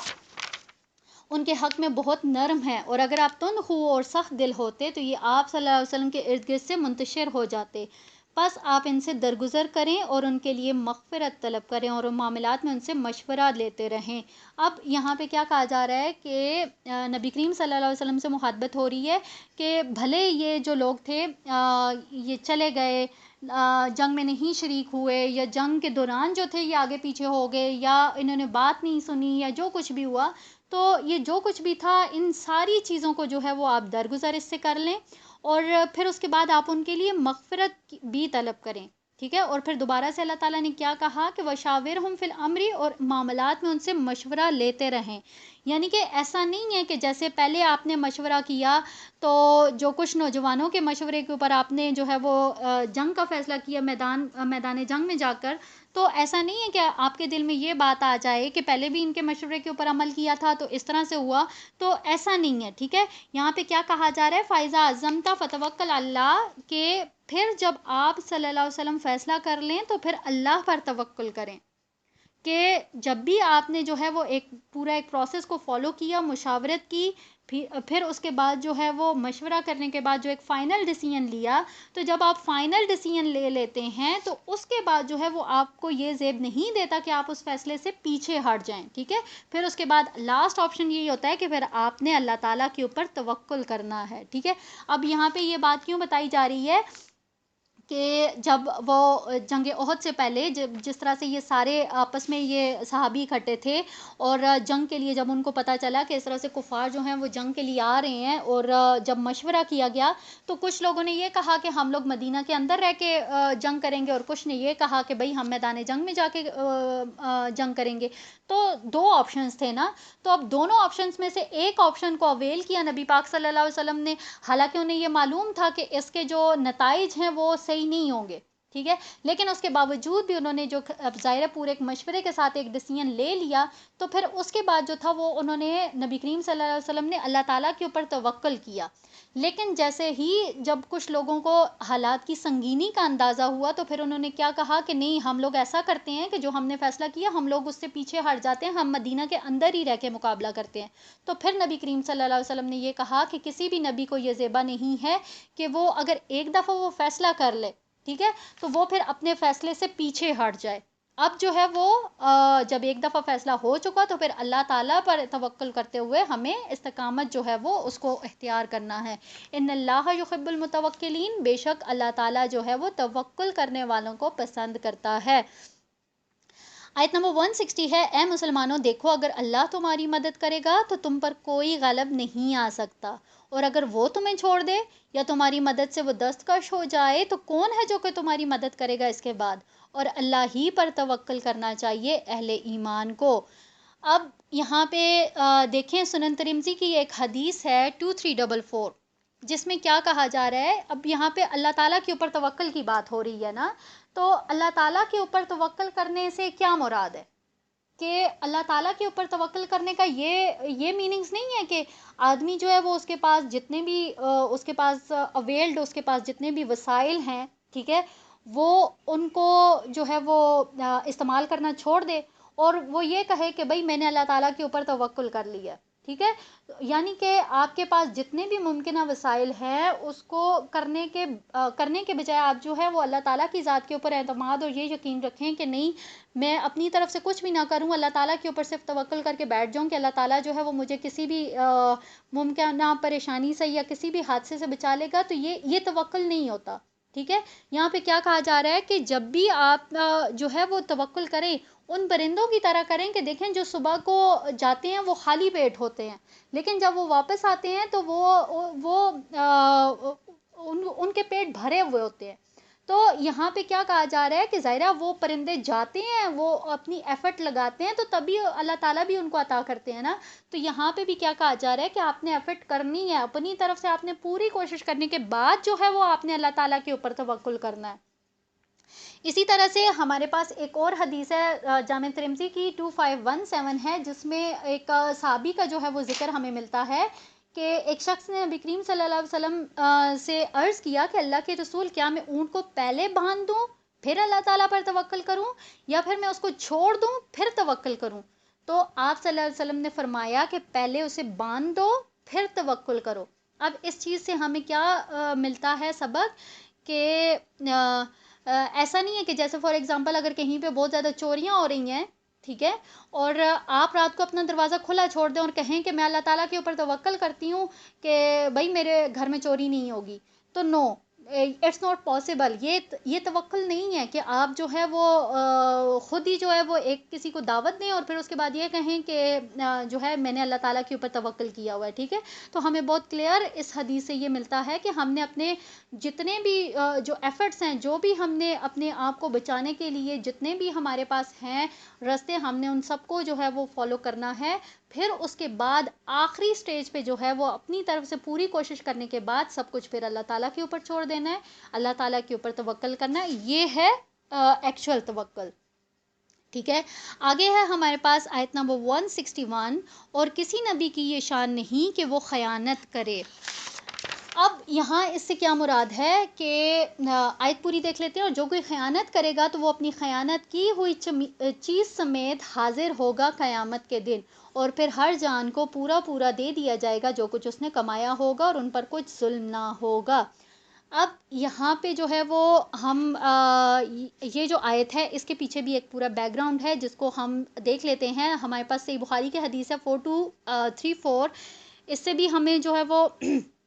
اس کا تھوڑا سا بیک گراؤنڈ مل جاتا ہے کہ یہاں پہ کیا ہوا کہ یہ جو غزوہ بدر کے موقع پر کیا ہوا تھا کہ جو مال غنیمت تھا اس میں سے ایک قیمتی چادر جو تھی وہ آگے پیچھے ہو گئی تھی. تو منافقین نے کیا کہ انہوں نے یہ کہنا شروع کر دیا کہ نبی کریم صلی اللہ علیہ وسلم نے یہ جو چادر ہے یہ اپنے لیے رکھ لی ہے. بظاہر اگر یہ دیکھا جائے تو یہ بہت چھوٹی سی بات لگتی ہے، لیکن چونکہ اس بات کا تعلق نبی کریم صلی اللہ علیہ وسلم کی ذات سے تھا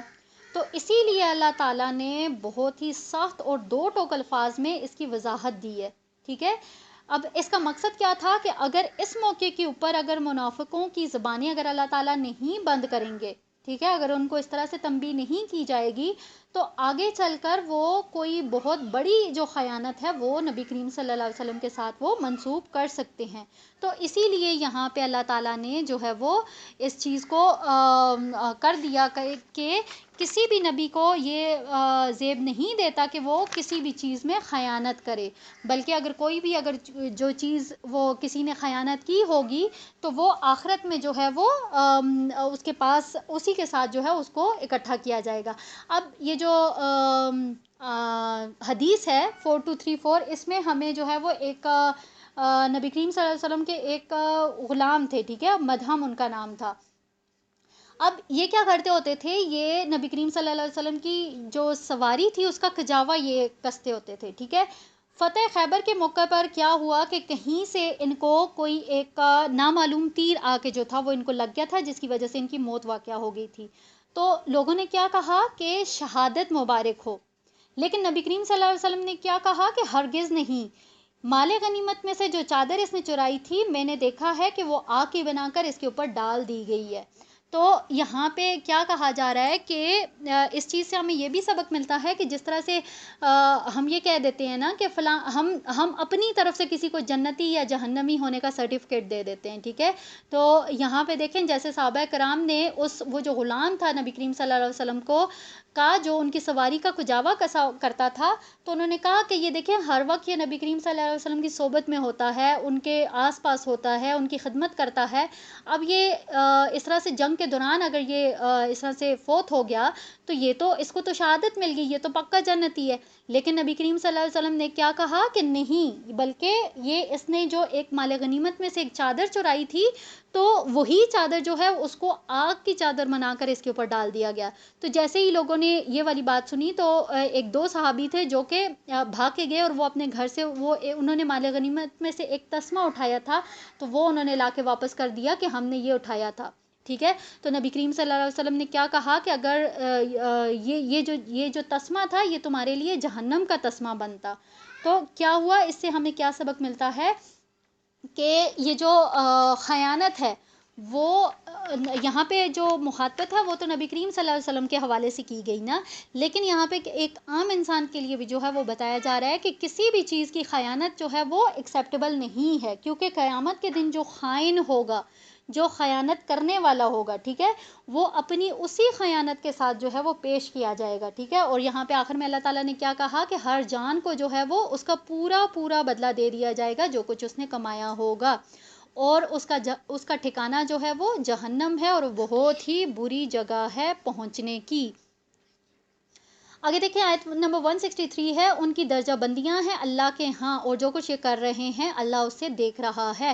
اب یہاں پہ دیکھیں کہ کیا کہا جا رہا ہے کہ آیت نمبر 163، تو کیا بھلا وہ شخص جس نے اللہ کی رضا کی پیروی کی اس کی مانند ہو جائے گا جو اللہ کے غضب اور غصے کو کما کر لوٹا، اور اس کا ٹھکانہ جہنم ہے اور وہ بہت ہی بری جگہ ہے پہنچنے کی. اب یہاں پہ اگر دیکھیں تو اس آیت کے اندر بھی دو کیریکٹرز کو ڈیفائن کیا گیا ہے، ٹھیک ہے. ایک تو وہ جو کہ اللہ تعالیٰ کی رضا لے کر جو ہے وہ آخرت میں پہنچے گا، اور ایک وہ جو کہ اللہ تعالیٰ کے غیظ و غصے کو لے کر پہنچے گا، ٹھیک ہے. یہاں پہ کیا کہا گیا کہ جو غیظ و غصے کو لے کر پہنچے گا تو اس کا ٹھکانہ کیا ہے، جہنم ہے اور وہ بہت ہی بری جگہ ہے. آیت 163 ہے کہ ان کی درجہ بندیاں ہیں اللہ کے ہاں، جیسے اللہ کے ہاں نیکوکاروں کے درجے ہیں اسی طرح وہاں بدکاروں کے بھی درجے ہوں گے، اور سب بدکار برابر نہیں اور سب نیکوکار بھی برابر نہیں. واللہ بصیر بما یعملون، اور جو کچھ یہ کر رہے ہیں اللہ اسے دیکھ رہا ہے. اب یہاں اس سے بھی ہمیں یہ پتہ چلتا ہے کہ جس طرح سے ہر ایک اس کے درجات ہیں، ٹھیک ہے، اچھائی کے بھی درجات ہیں اور برائی کے بھی درجات ہیں، ٹھیک ہے. تو اسی طرح یہاں پہ اب اس آیت میں ہمیں کیا پتہ چلتا ہے کہ جو نیکوکار ہوں گے، جو جنتی لوگ ہوں گے ان کے بھی سٹیپس ہوں گے، ان کے بھی درجات ہوں گے، ڈیزگنیشن الگ الگ ہوں گے. اسی طرح سے جو جہنمی ہوں گے، جو بدکار ہوں گے، وہاں پہ بھی جو لیولز ہوں گے وہ الگ الگ ہوں گے. آگے اگر دیکھیں 164 تو اس میں جو ہے وہ سیم وہی مضمون ہے جو کہ ہم لوگ آلریڈی سورہ بقرہ کے اندر پڑھ چکے ہیں، ٹھیک ہے. اور وہ حضرت ابراہیم اور حضرت اسماعیل علیہ السلام کی دعا کا جو ایک منظر تھا اسی کو بیان کیا جا رہا ہے. کیا کہا جا رہا ہے کہ در حقیقت اللہ نے یہ بہت بڑا احسان کیا اہل ایمان پر. جب ان میں سے اٹھایا ایک رسول انہی میں سے، یعنی ان کی اپنی قوم میں سے، جو تلاوت کر کے انہیں سناتا ہے اس کی آیات، اور انہیں پاک کرتا ہے اور تعلیم دیتا ہے انہیں کتاب و حکمت کی۔ اب یہاں پہ دیکھیں کہ سیم وہی آیات، وہی والی ساری جو باتیں، جو آیات جو ہم نے سورہ بقرہ کے اندر پڑھی تھیں، تھوڑا سا جو تھا وہ اس کا کانٹیکس چینج کر دیا تھا کہ پہلے جو تھا وہ تلاوت آیات، پھر اس کے بعد تزکیہ، اور پھر اس کے بعد تعلیم کتاب و حکمت تھی، ٹھیک ہے؟ تو یہاں پہ اسی چیز کو جو ہے وہ کنٹینیو کیا جا رہا ہے۔ وَإِنْ كَانُوا مِن قَبْلُ لَفِي ضَلَالٍ مُبِينٍ، اور یقیناً اس سے پہلے، یعنی کہ رسول صلی اللہ علیہ وسلم کی آمد سے پہلے وہ لوگ یقیناً کھلی گمراہی میں تھے۔ الحمدللہ اس چیز کو ہم نے سورہ بقرہ کے اندر بھی بہت اچھے سے ڈسکس کیا تھا۔ تو یہاں جو ہے وہ ہم اس سے اگلی آیت دیکھتے ہیں، اور کیا جب تم پر ایک مصیبت آئی جبکہ تم اس سے دگنی مصیبت ان کو پہنچا چکے ہو تو تم کہنے لگے کہ یہ کہاں سے آ گئی؟ اے نبی صلی اللہ علیہ وسلم کہہ دیجئے یہ تمہارے اپنے نفسوں کی شرارت کی وجہ سے ہوا ہے، یقیناً اللہ تو ہر چیز پر قادر ہے۔ سیم اب دیکھیں وہی ساری بات جس کو پیچھے اتنی ڈیٹیل سے بیان کر دیا گیا کہ جو بھی ان کو تکلیف پہنچی وہ کس وجہ سے تھی؟ ان کی اپنی غلطی کی وجہ سے تھی۔ آیت 166، اور جو کوئی بھی مصیبت تم پر آئی ہے اس دن جب دونوں لشکر آپس میں بھڑ گئے تھے تو وہ اللہ کے اذن سے آئی ہے۔ اب یہاں اس چیز کو بہت اچھے سے سمجھنے کی ضرورت ہے کہ جس طرح سے اب یہاں پہ ان کو یہ بتایا جا رہا ہے، ٹھیک ہے، تعویل خاص میں، کہ جو کچھ بھی ان کے ساتھ ہوا وہ اللہ تعالیٰ کی مرضی سے ہوا۔ ان کو فتح ملی، پھر اس کے بعد وہ شکست ہوئی، اور پھر 70 صحابہ شہید ہو گئے، پھر وہ سارے معاملات، تو یہ جو کچھ بھی ہوا تھا یہ اللہ تعالیٰ کی مرضی سے ہوا تھا۔ اب اسی چیز کو تعویل خاص میں ہمیں یہ چیز دیکھنا چاہیے کہ ہمیں اس چیز کے اوپر پورا ایک یقین ہونا چاہیے کہ جب بھی اہل ایمان کو اگر کوئی تکلیف پہنچتی ہے، یا اس کو اللہ تعالیٰ کسی آزمائش میں ڈالتا ہے، یا اللہ تعالیٰ اس کو کسی بھی پریشانی میں مبتلا کرتا ہے، تو اس کے پیچھے کسی بھی انسان کا ہاتھ نہیں ہوتا، ٹھیک ہے؟ بہت کامن سی ایک ایگزامپل میں آپ کو دوں گی کہ جیسے ابھی کچھ دن پہلے بھی ہمیں اس طرح کا ایک کوسچن جو تھا وہ فیس کرنے کو ملا کہ اگر کسی کے اوپر کوئی جادو ہو گیا اور وہ ان کی حالت بڑی خراب تھی اور وہ سارا کچھ تھا، تو یہاں میں صرف اور صرف یہ ایک چیز کہنا چاہوں گی کہ دیکھیں یہ جو جادو ہوتے ہیں، یہ جو سارا کچھ ہوتا ہے، یہ ان کی ایک حقیقت ہے، ٹھیک ہے؟ ہم اس سے ڈینائی نہیں کر سکتے ہیں، ان کے اثرات بھی ہوتے ہیں، ٹھیک ہے؟ ہم اس چیز کو بھی مانتے ہیں، لیکن ان ساری چیزوں سے بڑھ کر ہمارے دل میں یہ یقین ہونا چاہیے کہ ہمارے ساتھ جو کچھ بھی ہوا وہ اللہ تعالیٰ کی مرضی سے ہوا، بھلے وہ کسی انسان نے کیا، جو کچھ بھی کیا، لیکن اللہ تعالیٰ کی مرضی سے، اللہ تعالیٰ کی مشیت کے بغیر کوئی ایک پتا بھی نہیں ہل سکتا۔ تو کیسے کوئی ایک دوسرے کے اوپر اتنا بڑا کوئی جادو کر سکتا ہے، کوئی کسی کو قتل کر سکتا ہے، کوئی کسی کے اوپر کوئی تہمت لگا سکتا ہے؟ تو یہ چیز ہمیشہ جو ہے وہ ہم نے اپنے ذہن میں رکھنی ہے کہ ہمارے ساتھ کوئی بھی اگر معاملہ ہوتا ہے، چاہے وہ کوئی چھوٹی بات ہے، چاہے وہ کوئی بڑی سے بڑی بات ہے، اس کے پیچھے اللہ تعالیٰ کی مرضی ہوتی ہے، اللہ تعالیٰ کا اذن سے جو بھی ہوتا ہے وہ ہوتا ہے۔ وَلِيَعْلَمَ الْمُؤْمِنِينَ، اور یہ اس لیے تھی کہ اللہ ظاہر کر دے ایمان والوں کو، اور تاکہ ان لوگوں کو بھی ظاہر کر دے جنہوں نے منافقت اختیار کی۔ اب یہاں پہ اللہ تعالیٰ کیا کہہ رہے ہیں کہ اس وقت یہ جو کچھ بھی ہوا تھا وہ اس کے پیچھے حکمت کیا تھی، کہ تاکہ اللہ تعالیٰ جو ہے وہ ایمان والوں کے اندر سے جو بھی منافقین ہیں ان کو علیحدہ کر دے، ٹھیک ہے، تاکہ ان کو ظاہر کر دے۔ تو ہم نے بھی اس چیز کو یہ سوچنا ہے کہ اگر ہمارے ساتھ اگر کوئی پریشانی ہم فیس کرتے ہیں، کسی آزمائش ہمارے اوپر آتی ہے، کوئی کسی میں مبتلا ہوتے ہیں، تو اس کے پیچھے ہم نے اللہ تعالیٰ کی حکمت کو سمجھنا ہے کہ اللہ تعالیٰ ہم سے کیا چاہ رہا ہے کہ اللہ تعالیٰ نے ہمیں اس آزمائش میں ڈالا ہے۔ اللہ تعالیٰ کہیں ایسا تو نہیں ہے کہ اللہ تعالیٰ ہمیں اپنے قریب کرنا چاہ رہا ہے اور ہم اس چیز کو کسی انسان کے ساتھ لے کے اور بس وہ اپنے جو تھنکنگز ہیں اس کو کسی دوسری طرف لے جائیں۔ تو ہمیشہ جو بھی چیز ہوتی ہے اس کے بیک گراؤنڈ میں دیکھنا چاہیے کہ اس کے پیچھے حکمت کیا ہے، اور کامیاب وہی لوگ ہوتے ہیں کہ جو کہ اللہ تعالیٰ کی جو مشیت ہوتی ہے اس کے اوپر غور و فکر کرتے ہیں، جو اللہ تعالیٰ کی حکمت کو سمجھنے کی کوشش کرتے ہیں، وہی لوگ کامیاب ہوتے ہیں، وہی اللہ تعالیٰ کو جو ان کے فیصلے ہوتے ہیں وہ ان کو قبول کر سکتے ہیں۔ وہ پھر یہ نہیں کہتے کہ یہ فلاں نے یہ اس طرح سے کر دیا یا فلاں نے یہ سارا کچھ کر دیا، تو وہ ان ساری چیزوں کو جو ہے نا وہ یہ سمجھتے ہیں کہ ہر چیز کا من جانب جو ہے وہ اللہ تعالیٰ ہے۔ آگے دیکھتے ہیں آیت نمبر 168 ہے، وہ لوگ ہیں جو کہ خود تو بیٹھے رہے اور اپنے شہید ہو جانے والے بھائیوں کی نسبت کہا کہ اگر وہ بھی ہمارے ساتھ آ گئے ہوتے تو قتل نہ ہوتے۔ تو اے نبی صلی اللہ علیہ وسلم ان سے کہیے کہ اگر تم اپنے اس قول میں سچے ہو تو اپنی جانوں سے موت کو ہٹا کر دکھاؤ۔ اب یہ دیکھیں سیم وہی بات ہوگی کہ جو لوگ اس وقت علیحدہ ہو گئے تھے یا جو جنگ سے نکل گئے تھے، جیسے وہ عبداللہ بن ابی والی کمپنی تھی، تو وہ لوگ کیا کہہ رہے تھے کہ بھئی یہ اگر ہمارے ساتھ ہوتے تو اس طرح سے شہید نہ ہو جاتے۔ تو یہاں اللہ تعالیٰ ان کو اس کے جواب میں کیا کہہ رہے ہیں کہ اگر واقعی تم اپنے دعوے میں اتنا سچے ہو کہ تم لوگ ادھر بیٹھ کے اور تمہیں موت نہیں آئی، یہ لوگ میدان جنگ میں چلے گئے، وہاں یہ شہید ہو گئے، اگر تم یہ سمجھتے ہو کہ اس وجہ سے تمہیں موت نہیں آئی ہے تو ٹھیک ہے، پھر تم اپنے گھروں کے اندر بھی جو ہے وہ اپنے اوپر سے موت کو ٹال کے دکھاؤ۔ آیت 169 ہے، اور ہرگز نہ سمجھنا ان لوگوں کو جو کہ اللہ کی راہ میں قتل ہو جائیں کہ وہ مردہ ہیں، اور مت کہو ان کو جو اللہ کی راہ میں قتل ہو جائیں وہ مردہ ہیں، وہ مردہ نہیں ہیں بلکہ زندہ ہیں، لیکن تمہیں اس کا شعور نہیں ہے۔ اور آگے کیا، اسی چیز کو اگر ہم دیکھیں تو ہمیں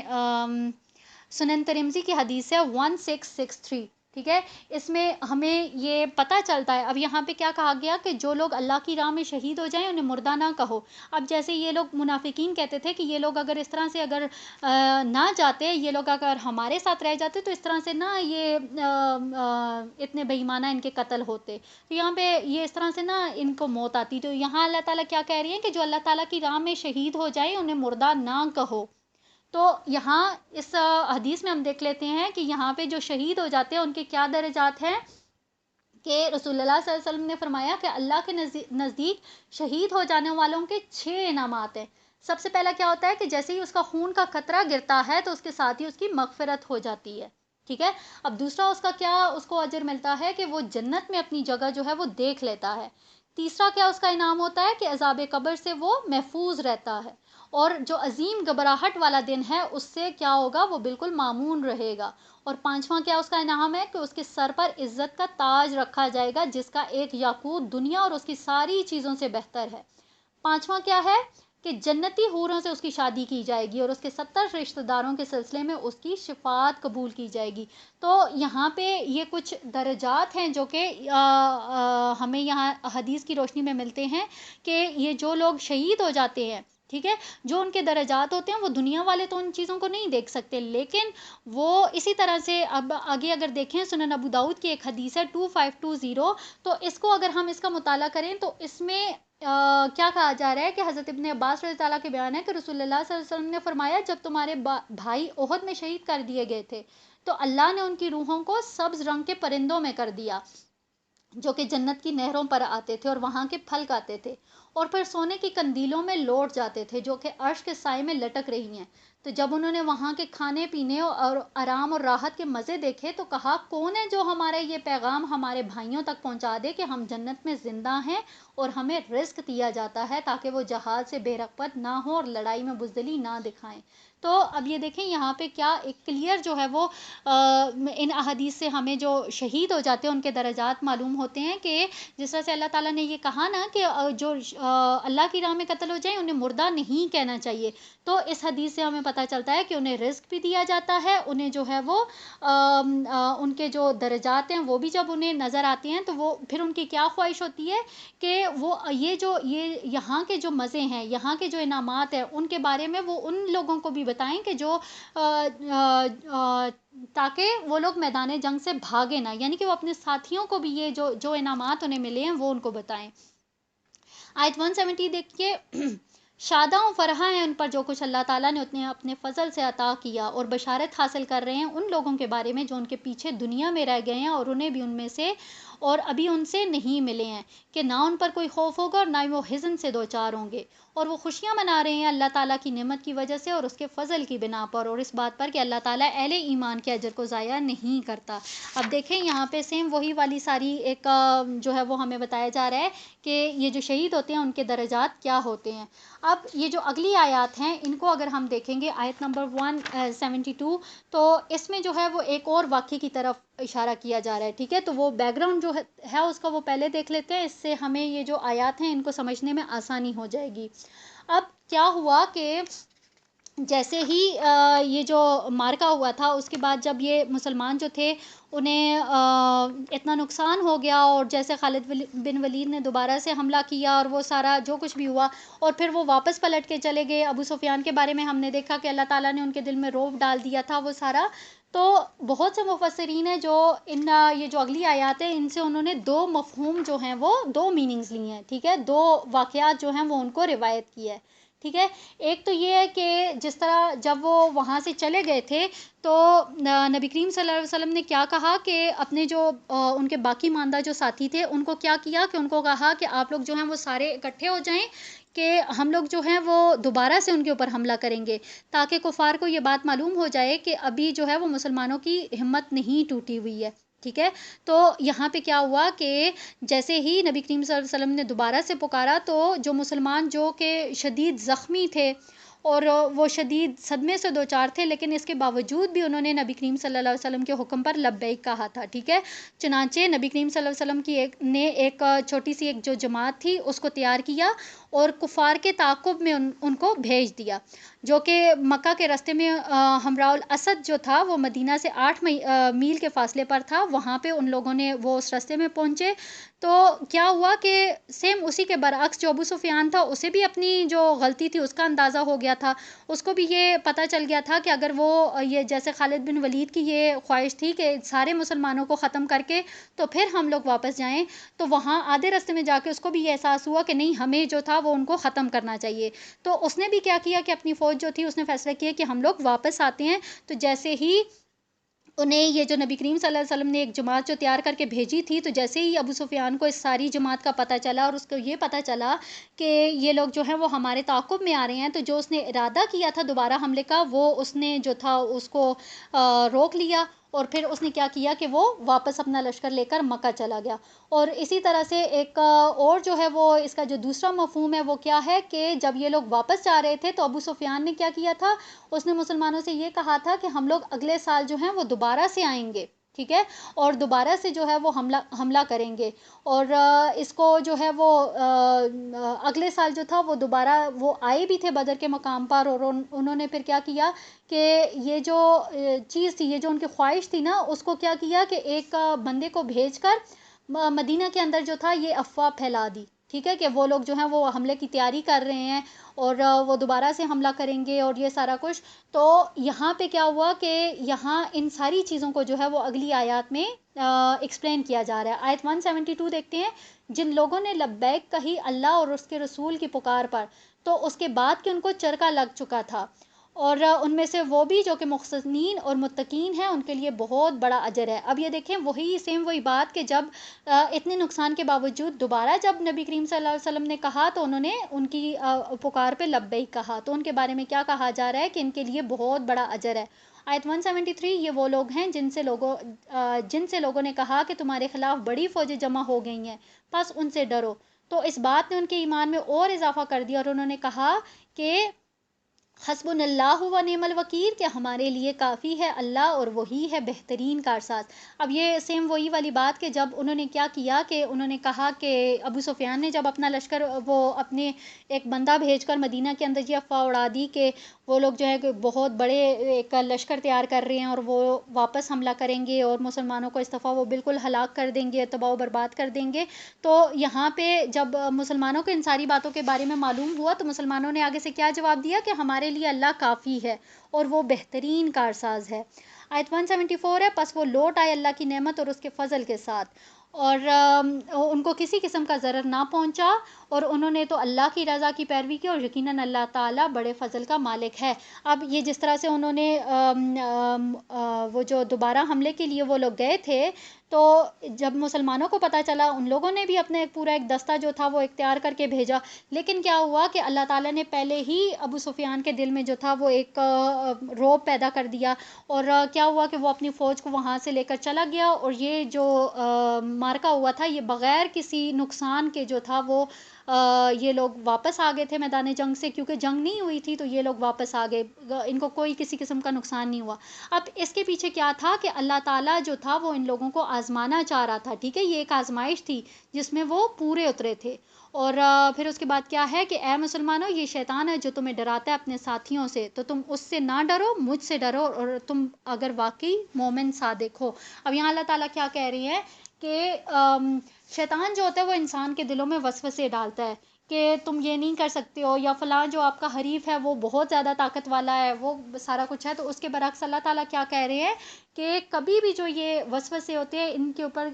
دھیان نہیں دھرنا چاہیے، کیونکہ یہ شیطان کی طرف سے ہوتے ہیں، اور ہمیشہ جو ہے وہ لوگوں سے ڈرنے کے بجائے اللہ تعالیٰ سے ڈرنا چاہیے کہ اللہ تعالیٰ جو ہے وہ ہر چیز کے اوپر قادر ہے، ٹھیک ہے۔ یہاں پہ ہم اپنے لیکچر کا جو ہے وہ اختتام کرتے ہیں۔ بارک اللہ لی و لکم فی القرآن الکریم و نفعنی و ایاکم مما فیہ من الآیات و ذکر الحکیم و تقبل منی و منکم تلاوتہ انہ هو الغفور الرحیم۔ سبحانک اللہم و بحمدک، اشہد ان لا الہ الا انت، استغفرک و اتوب الیک۔